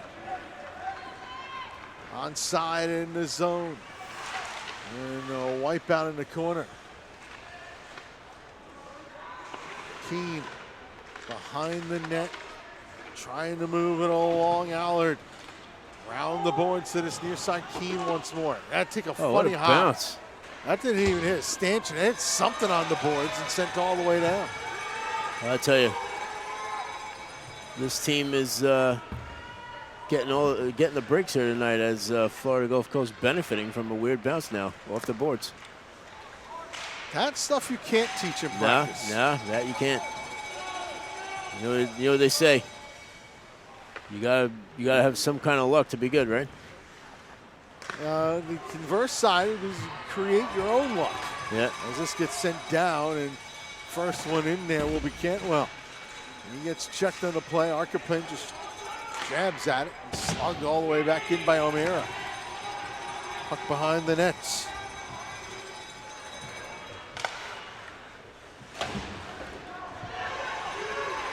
So now onside, here's a short-handed attempt and a pass across. Now the breakout the other way. Here onside. Drop pass intended for Cunningham, broken up. Cunningham working along the boards. That comes out to center. Mullally digging away at the puck. Cunningham's got it again. Onside, Cunningham. Checked on the play. He goes down with Mullally, then pitchforks back out to center. Wong out of the box. Both sides 0 for 2 with the man advantage. Tipped into the zone. The gather and the send back in. All right, we got our Andy Storrs mic back now, so that's good. For those Northeastern fans wondering why we didn't play the announcement of the goal, I don't think we got it on. Puck just playing along the boards. And up and out to center. With it, Matt Solera. Pass on to Laviolette, and then chipped into the zone by Eddie Leon, number 24. Played behind the net. Board battle comes out of all this before stepping away with the puck. Here's Grant Sherman. And out in front, it's going to be a save and held on to by Cam. You got to stoppage of play. I'll tell you, if there's one shot Cam would like back, would have been that second goal by Florida Gulf Coast and Wong. Face off to come to the right of Nicholas Cam. And yeah, you make a good point, JP. Here's a wrist shot deflected way up into the netting, and we'll do another face-off.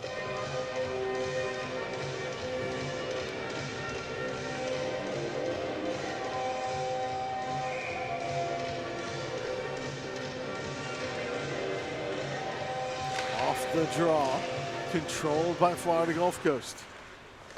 Sent in, another shot, another save, and another hold on. Yeah, Cam able to handle that one as puck just came right back to his glove, and he's able to handle it for another face-off. This is going to be to his right.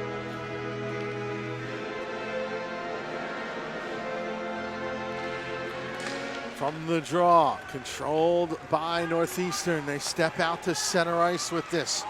Moving into the zone picking. Tried to go through, he gets knocked down. Slides into the wall.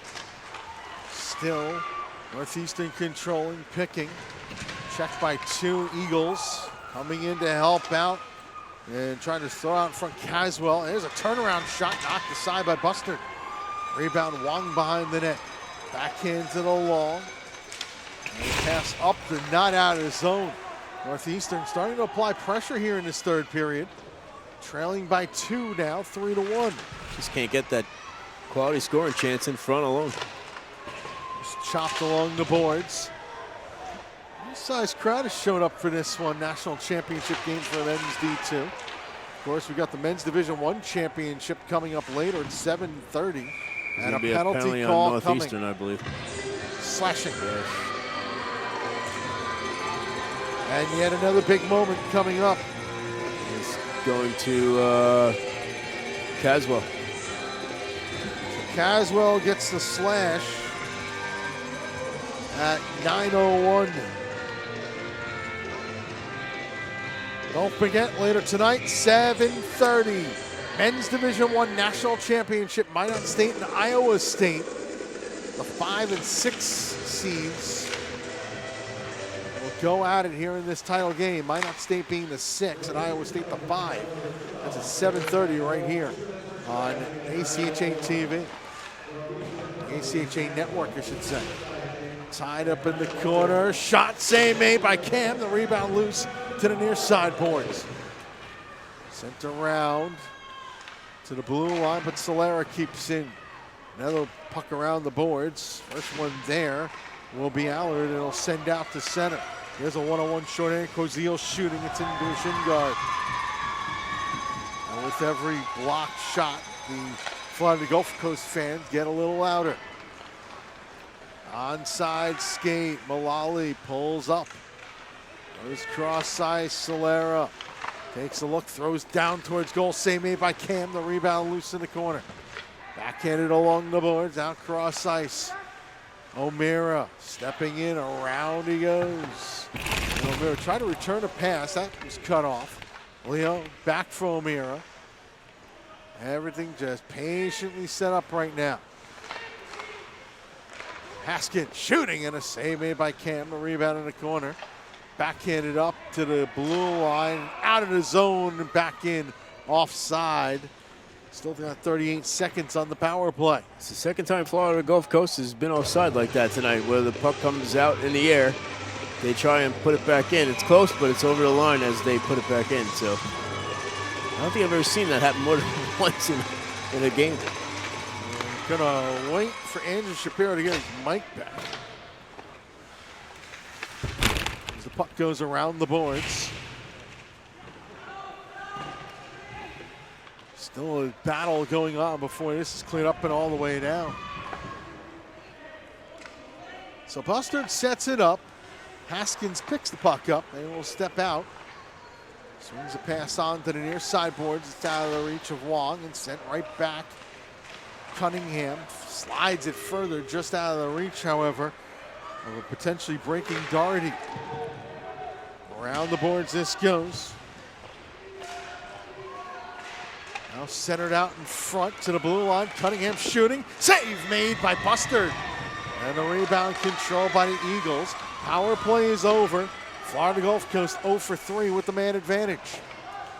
Puck put around the boards, and the Huskies trying to rush things up the ice a little bit more now, knowing the gravity of the situation. Down 3-1, 8:28 to go in the third. in this national championship game for men's Division II. There's a play out in front that's broken up, and now in the other direction will go Jack Laviolette. Laviolette onside. Shot blocked off. A rebound kicked along and out to center. An onside rush. First shot knocked aside.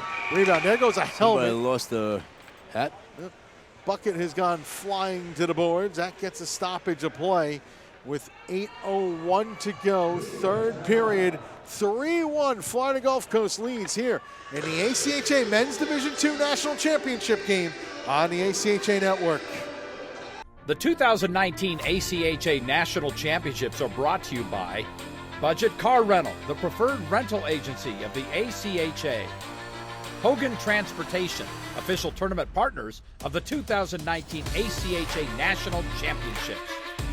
Edge Protect, protecting goalie skate blades since 2004 and official sponsor of the 2019 ACHA National Championships.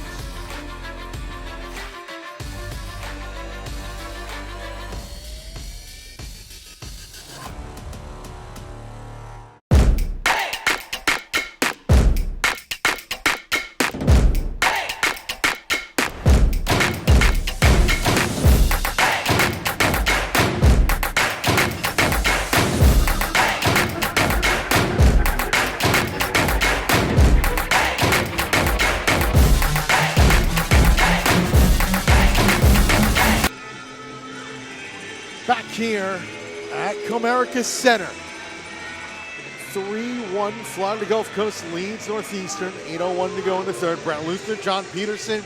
We'll get to Andrew Shapiro in a little bit down at ice level. Rasty McGibbon's with us as well. Cast of thousands, as I like to say, who have done a great job through the first 6 days of this national tournament festival, as it were. Still got 5 more days to do, some of us. A little bit of a grab there that was left uncalled. Solera tied up along the boards. With a centering pass in front. Oh, what a save by Bustard! And the rebound sent all the way down. This is an icing, but the deflection nearly caught Bustard off guard. Yeah, it was the deflection that caused the problem.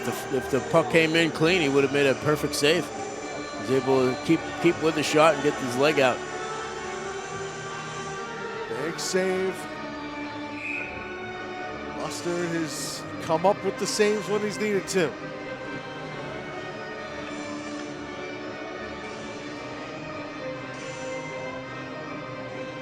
Still waiting for everybody to drop back now. The face-off stayed in the circle for a moment before it's sent behind the net.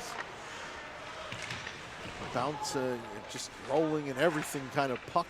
Now sitting underneath skates for a moment. Trying to pry this free as Allard. Worked out and out to center ice. And sent further into the Northeastern zone. Line change on for Florida Gulf Coast. Center ice, and O'Meara plays it back. Gets the return pass. Takes a look at his options. This tipped into the zone, but it's going to be icing as the tip occurred on the Florida Gulf side of the red line. Yeah, it did. And faceoff's going to come to the left side of Bustard here. And if Northeastern wants to have anything happen, they got to get going right now. 6:45 to go here in the third. Face off to the left of Jordan Bustard. From the face off, played out in front. Allard just couldn't get a shot off. Oh, man. And then 2 Florida Gulf Coast players got tied up, one going over the other. That being Beard going over Yoakum. Onside skid into the zone. Allard trying to get to the net. Centering pass, made, rebound loose. And Bustard covers. And Bustard, perfect position on those shots, especially the rebound. Able to make the saves that he needs to.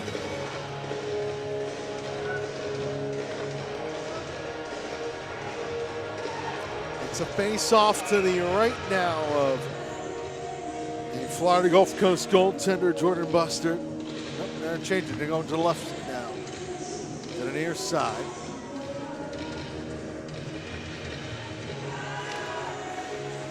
From the face-off. Shot goes across the crease. To the blue line, a keep in that time by Cuomo. Paperwork has come for the Division I National Championship game, which will get going at 8:30 Eastern, 7:30 Central. Both teams, Central Time Zone teams in that one, Minot State and Iowa State. Center ice and then spun right back into the zone. Solera plays around, backhanded further. To the blue line, kick down, Cunningham can't control the bouncing puck. That gets sent up and out and all the way down. This is going to be icing against Florida Gulf Coast. And Northeastern showing the desperation that they need here. With 5:37 down by 2. Yeah, Gulf Coast is, looks like they're going to start doing what they did to Cincinnati the other night and just try and shut them down from their own zone. Still waiting for Andrew Shapiro to get that microphone back. Puck goes around the boards. Here's a big hit put on that time by Flanagan. Behind the net, and Florida Gulf Coast controls, puts to the blue line and out. And Another icing here. Another icing. Not used to seeing Florida Gulf Coast ice the puck so many times in a closeout situation. You know, the same thing happened last night where they did. You know, they really don't seem to bother them that much because they win faceoffs. They just clear the puck out. As long as the puck's not going into the net, it seems like it's not a problem. And now we got ourselves a timeout. I believe this is going to be Florida Gulf Coast is going to call timeout. Some tired legs that'll get a chance to get that going on. And it's been tough going for them though, for Florida Gulf Coast, just having to repel the pressure here of Northeastern. Yeah, they've basically been playing back most of this period as Northeastern's been pressuring themselves a lot, putting a lot of pressure. I wonder if we can get a hero cam on Andrew Shapiro down in the hallway. He's got his microphone back on now. Andrew Shapiro, where are you? Sorry about that, guys. Yep, there we go. So I'm down here at ice level. The Northeastern bench huddled together, very positive, trying to get something going, to get 2 goals here in the last 5:13. And on the Florida Gulf bench, I mean, they took that timeout purely to rest the tired players. But you can tell that this might be one of the last opportunities that the coaching staff has to speak with their guys before the buzzer goes down. And so it's the last chance for them to really get their game plan together to shut the door on this championship. So, and there is a massive crowd in front of Andrew Shapiro. You've got a lot of people down there, Chaps. Yeah, I do. I've got a lot of great people here, a couple coaches and members of the Florida Gulf Coast training staff, tournament director Rush Schlegel, Commissioner Dave Kurtz, and a few photographers as well that have been posting a lot of the great photos that you see here. Face off to come. Thank you very much, Andrew. Andrew will be on the ice for post-game interviews, as will Rasty McGibbon. Might be in 5:01 if the Eagles can hold things off. Looks like it. Center ice, however, anything can happen in a 2-goal game. We've seen it on a couple of occasions in this tournament. Puck comes up and out to center. Mullally won't be able to catch up to this, but no icing. Back for the Huskies was Shane Kilfoyle. Up and all the way down. Now it's icing against Northeastern. So the faceoff will come in the Husky zone with 4:33 to go in the third.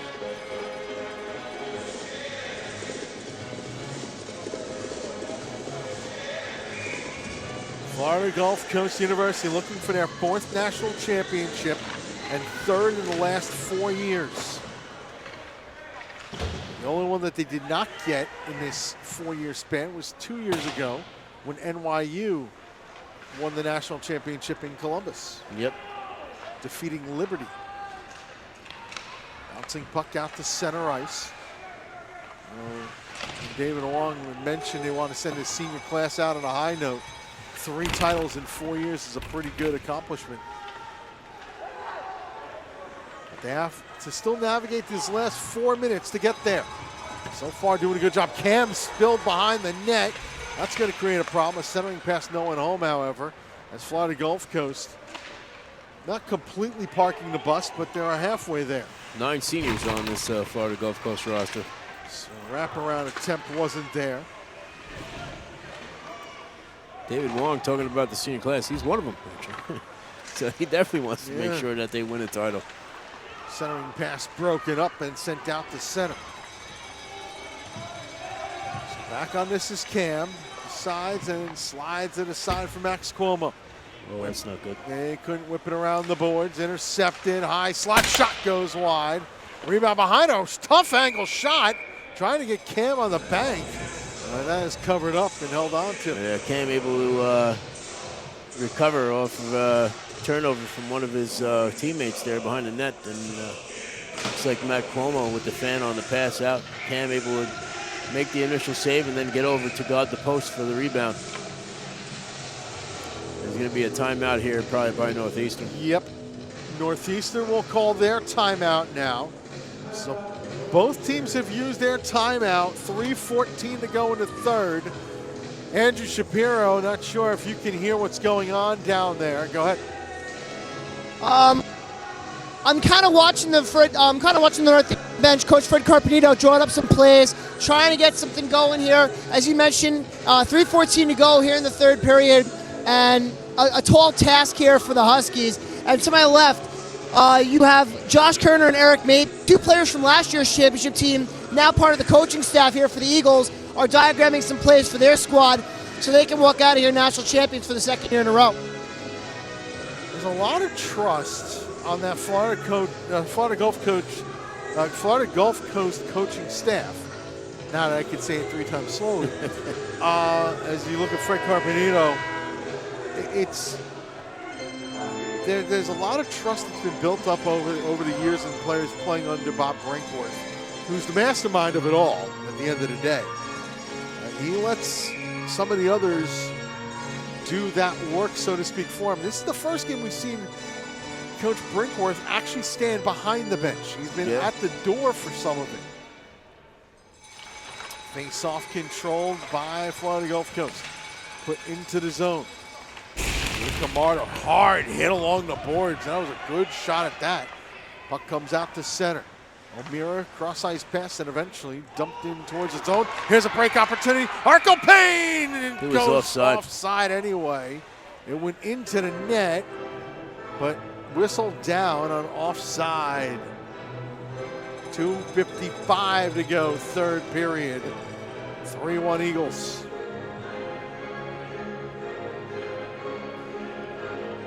And again, if Northeastern's going to mount any type of comeback, it's got to start now. Yep.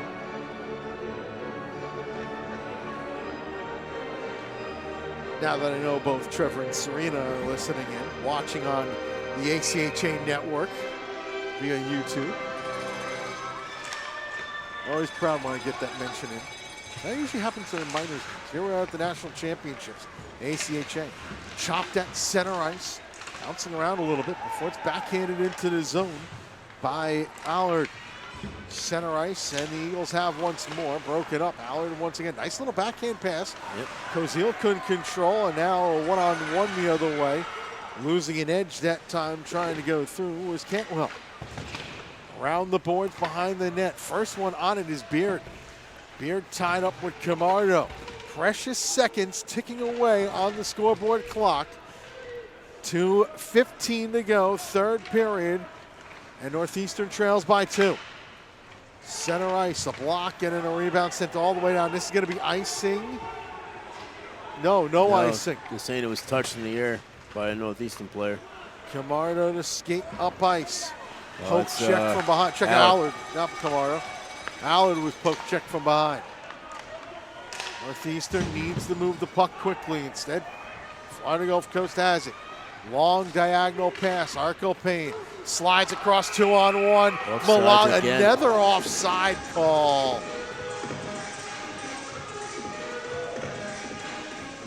So 1:42 to go here, and this every time Florida Gulf Coast gets the puck, it's a slow, deliberate delay in moving the puck out of their zone because there's a lot of space between them and the Northeastern players, and it's just taking up time. It's a perfect plan by Florida Gulf Coast. The soft toss into the zone. Behind, played by Cam, left alone for a moment. Now a 2-on-1 battle, tie up along the boards. And there's a fishing expedition going on for that loose puck, or that frozen puck for a moment. Now finally pried free. Away goes Trailer. Nicholas Cam at the hash marks, deflected into the zone. Played around the boards. Now Cam's gonna head to the bench for the extra attacker. 6 on for Northeastern. 1:09 to go, third period. 3-1 Florida Gulf Coast.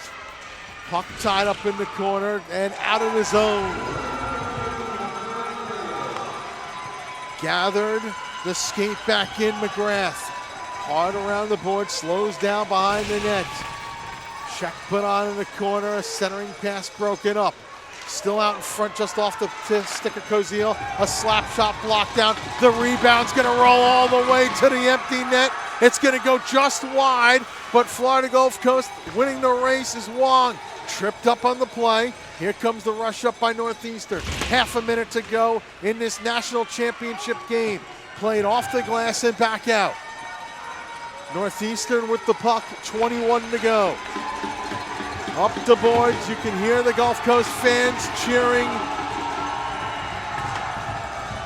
They've been the top team, one of the top teams all season, Florida Gulf Coast. 6 seconds to go in this game. In on the near side boards, going around with 3. The centering pass broken up, and for the third time in the last 4 years, the Florida Gulf Coast Eagles are the ACHA Division II national champions. Yeah, I'll tell you what.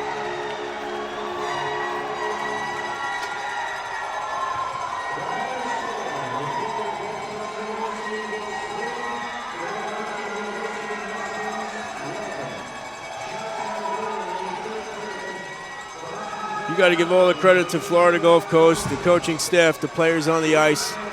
They just do a tremendous job every time they're in this position, and you just can't say anything bad about the performance. They do what they need to do when they get out there, and they're champions once again. Let's give credit to Northeastern for also coming out here and making this a solid game as they come out here and tried their best, just couldn't get it done today. And they're all, celebrating themselves down there, giving each other hugs and high fives. And, so congratulations to both teams for getting here, but for Florida Gulf Coast for winning another national title. See, the celebrations continue. 4th championship overall, 3rd in the last 4 years. They won their first championship on home ice. Here's the celebration. As Florida Gulf Coast, your 2019 ACHA Men's Division II national champions. They're 4th overall. A valiant effort by Northeastern, drew 1 goal back in the 3rd, but that was all they would get. And now Nicholas Cam will lead the handshake line. Trophies down. I wonder if we're going to have our all-tournament team announcement during the ceremony. It's going to be good to hear. So we'll keep that all here as the traditional handshakes go on. Dylan Cantwell leading there for Florida Gulf Coast.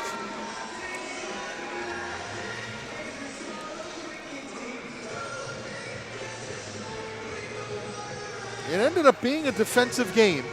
Yep. Shots on goal in the 3rd period.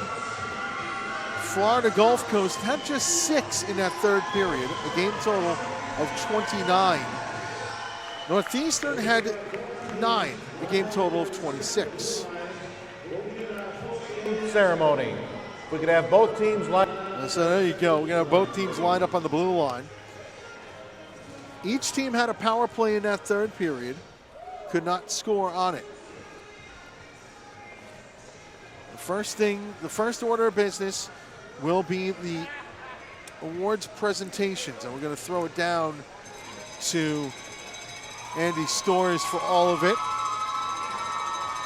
We'll have interviews and reactions down at ice level as well. Rusty McGibbon's down there. Andrew Shapiro's down there. But first, it's the awards ceremony part of it.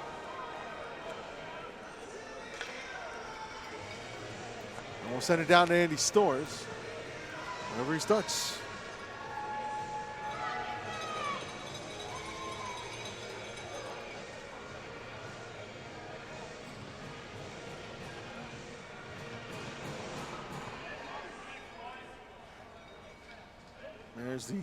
We got the signal. In our post-game ceremony, the American Collegiate Hockey Association would like to congratulate both Florida Gulf Coast University and Northeastern University on a great season. A special thanks to our hosts, the Frisco Convention and Visitors Bureau, the Dallas Stars, and the Children's Health Stars Center ice rinks. It is now time for the presentation of the National Runner-Up Trophy to Northeastern University. I would like to ask the captain of the Huskies, Graham Doherty, to come out and accept the award on his team's behalf from Commissioner Kurtz and Jay Peacock.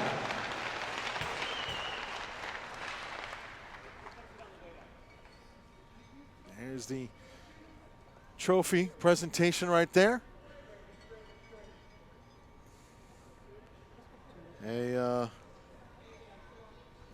Accepted by Graham Doherty. But it's always the bittersweet one to grab there for Northeastern. And now we will have the individual awards ceremony. Will the following individuals come forward when announced to receive your national championship medallion? Florida Gulf Coast University Eagles, number 1, Jordan Bustard. Number 2, Joe Flanagan.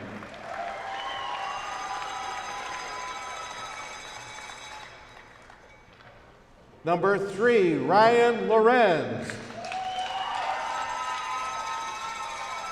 Number 4, Jack Laviolette.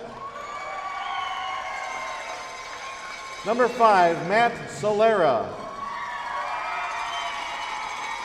Number 7, Brandon Fogarty. Number 9, team captain David Wong. Number 10, Evan Maxey. Number 11, Keaton Arklepane. Number 12, Dylan Cantwell. Number 13, Trevor Mullally. Number 16, Colton Howard. Number 17, Thomas Rama. Number 18, Sean O'Meara. Number 19, Steve Cariglio. Number 20, Michael Haskins. Number 21, Brandon Beard. Number 23, Brett Yoakum. Number 24, Eduardo Leon, team captain. Number 26, assistant team captain, Stephen Noyes. Number 27, Kevin Bryant. Number 28, Kyle Roy. Number 29, Bradley Rambajan. Number 30, Jake Carter. And the coaches and staff, head coach Bob Brinkworth. Assistant coach Bob Wasno. Assistant coach Josh Kerner. Assistant coach Eric Mabey. General manager Richard Snizik. Assistant general manager Kate Wyatt. And athletic trainer John Young.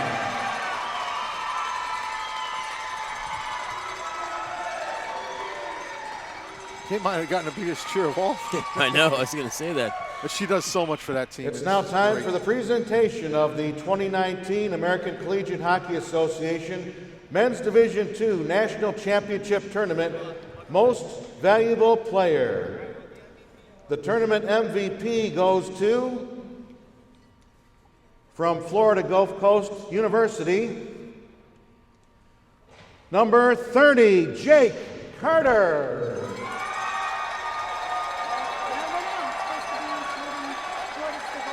They told me 30. They told me. Gretchen, number 1, Jordan Buster. Sorry about that. I heard 30 back there. My bad.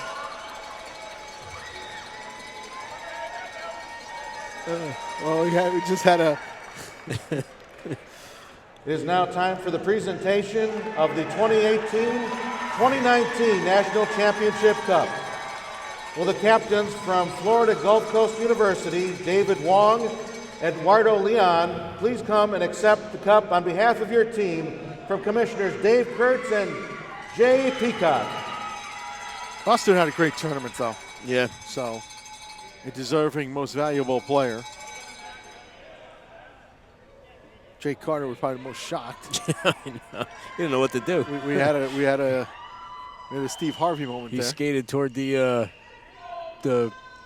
table, like, really? We want to thank you, the fans, for coming out to the 2019 ACHA Men's Division II National Championship Tournament. And look forward to seeing you next season when the ACHA returns to Texas for the 2020 ACHA National Championships. So that will, the trophy is being handed around. Yep. We'll stand up for a moment so we can make eye contact. Andrew Shapiro working his way to ice level. And let the celebration begin. We'll keep an eye on Andrew Shapiro to see who he pulls aside to interview. John Buster's got the cup. Yeah, he could be one of them because he got the cup early, so. Yep. Andrew Shapiro. Yeah, look at that. From one interviewer to another. Why not? Let's go for it. Andrew Shapiro with the MVP. Thanks, guys. Sorry about that. Well, I had to wait for him to get his turn with the cup. So, first of all, Jordan, congratulations on your victory in the tournament and for being named tournament MVP. Oh, thank you so much. It means a lot.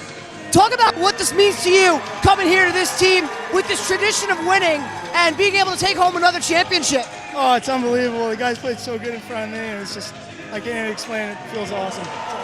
What was the message coming into today's game against this very tough Northeastern team? Just work hard and, win the battles and just do everything you can to win. I don't even know. It's just, I don't know. I'm not lost for words. All right, well, if you could find one to describe the feeling that you have right now, what would it be? Euphoria. That's a good one. Congratulations. Go celebrate. Thank you. Back up to you, Brett and JP. Thank you. We'll try to get another one or two coming in here. Rusty McGibbon's got the microphone, so he'll. In fact, we're going to throw it down to him in a moment. He's got Eddie Leon. As soon as Rusty sees me, go ahead. Rusty McGibbon with Eduardo Leon. First of all, congratulations. I think a lot of people take so much notice of your offense. 19 goals through pool play that they really look past the defense. Tell me about the defensive effort today. Oh, it was unbelievable. I mean, we just kept it simple. We knew they're going to be hard, and we just got pucks out, and we just tried to chip them in and grind them down. Talk a little bit about goaltending as he got the MVP there. Talk a little bit about Buster through the last 5 days. Oh my God, he's been rock solid all season, all year. It's no surprise that he came out the way he did today. I mean, I'm just so proud of the way he competed today, and I'm just speechless. I mean, it's just unbelievable. You're a senior. How special is this one compared to the one last year? I mean, it's hard to put a ranking on them. They're all just so unique, and we have a great group of guys every year, and I'm just happy to share this special moment. Just a great way to go out. Speak a little bit about coaching. I know you've had an addition of a couple assistant coaches, guys that played last year. Just talk about what they've added behind the bench for your group of guys. Absolutely. Kerner and Maybe have been unbelievable all year.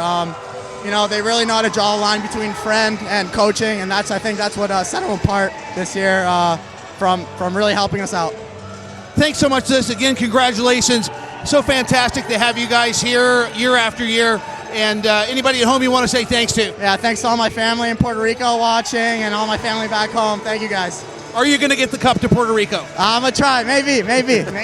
Thanks so much for this. Brett, now we send it back up to you. Thank you very much, Rasty. That's an awesome question right there. Yeah, it is. That's definitely an awesome question. So, Andrew Shapiro down at ice level. Go ahead.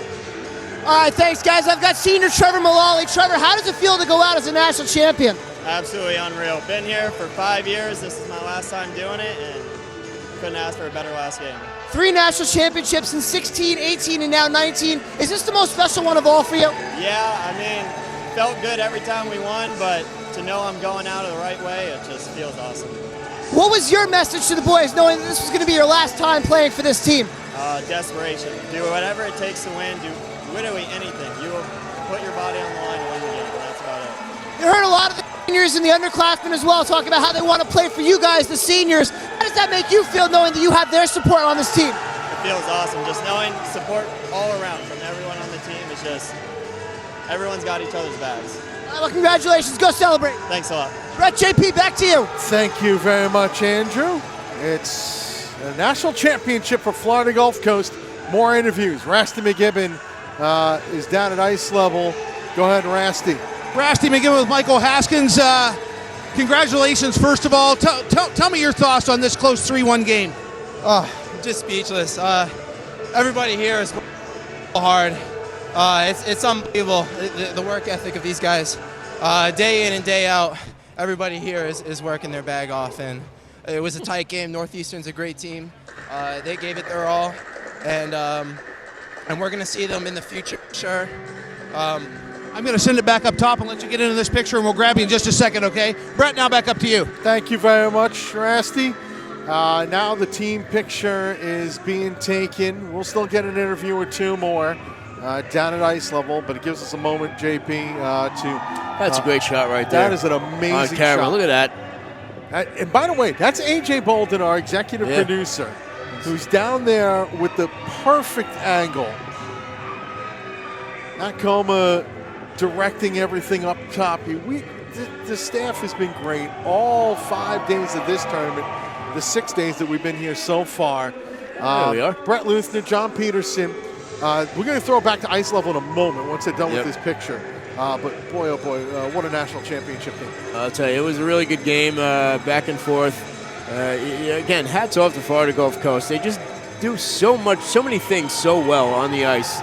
And there's really no way to defend what they throw at you. And for the teams that are, against them that lose by a goal or two, they do such a spectacular job trying to get this team keep this team off the board. And, it's just hard to do constantly. Back down to ice level. Go ahead, Rasty. Back with Michael Haskins. How was the picture? Oh, the picture is great. Everybody, all smiles here. It's fantastic to see you guys have so much fun with it. Thank you. The one thing I want to say, I asked your captain about it, and I'm going to turn the question around. I asked him, he said you guys have scored 19 goals through pool play, okay? And I think you guys are so offensive that the defense maybe kind of gets overlooked, all right? Now, I'm going to turn it around. You only allowed 4 goals through pool play, but you scored 19. As a defenseman, talk a little bit about the offensive of this team. Well, it's not just defense. It's all 5 guys on the ice. We're working real hard, and in our end, we try to really and it's all 5 guys on the ice, not just the defense. Tell me a little bit, behind the scenes, what the planning and the game plan was, if it was any different from yesterday into today against this team. No different. We just came in confident. We know how to play our game, and that's what we did today. Anybody at home you want to say hello to? If you're watching, my Aunt Elena, Anna Velez, and Ozzy Velez, thanks for watching. And it's my father up there. So much congratulations, and thank you for your time. Brett, now back up to you. Thank you very much. We're going to have one more interview before we have to sign off. One more interview, and Andrew Shapiro, I think, is going to go track one down. Whoops, sorry. Go ahead. Yeah, I'm waiting for Eric Baby and Josh Kerner to finish up. I want to talk a little bit to them because they want it with players and as coaches, and here comes Eric Maybe now. So we'll get this going. Eric, first of all, congratulations on winning another national championship. Thank you very much. Feels good. So what's more special, to win it as a player or to win it as a coach? Last year, winning as a player was pretty exhilarating. We had a good group, but this year, the response from the boys all year was great. I can't ask anything more out of our guys, and having Josh, Bob, and Bob to do it with, we really came together, and it all comes down to the boys. They played unbelievable, and they both feel great. It never gets old. So, what was the message as you guys left Fort Myers to come down here to Frisco? we know not a lot of people like us. We're okay with that. We don't mind, but we came in. We knew we had to work hard. We had some great guys that paved the way for us to get here from last year, years prior, but the message was come out here, work hard, and see what happens. And we had a tough start right off the beginning with Marion. We gave up the first goal of the tournament, but there's a lot of character in that room, and they found a way to win a game. So we found a way to win 5 more and got the job done.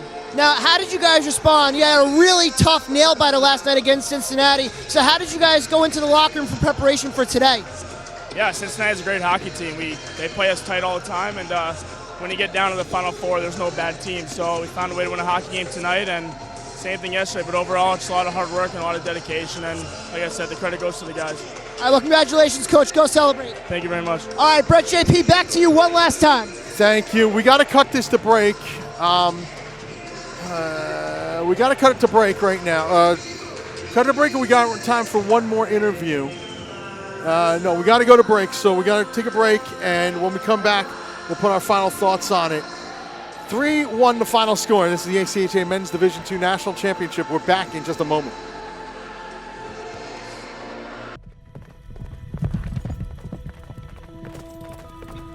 There are a few things that come along that change the course of history.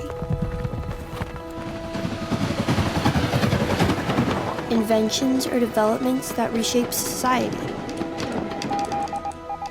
They usually aren't appreciated at first. In fact, they're often scoffed at. What good will that be? Hello? Hi. Surely that can't be practical. But then, slowly, over time, the greatness of these achievements become manifest. Hi. Until one day, you ask yourself how you ever lived without them. That's the nature of turning points. They bring us to new roads and new heights. They open doors we never thought possible. So it's important that we go forward together. I'm here with Gina. That our growth might not just benefit the great, but the good also. In small ways, and in grand ones. Dad. The test of our progress is not whether we add more to the abundance of those who have much. It is whether we provide enough for those who have too little. At Wilson Electronics, we push every day to amplify the power of communication, to connect those who love and those who cannot live without it.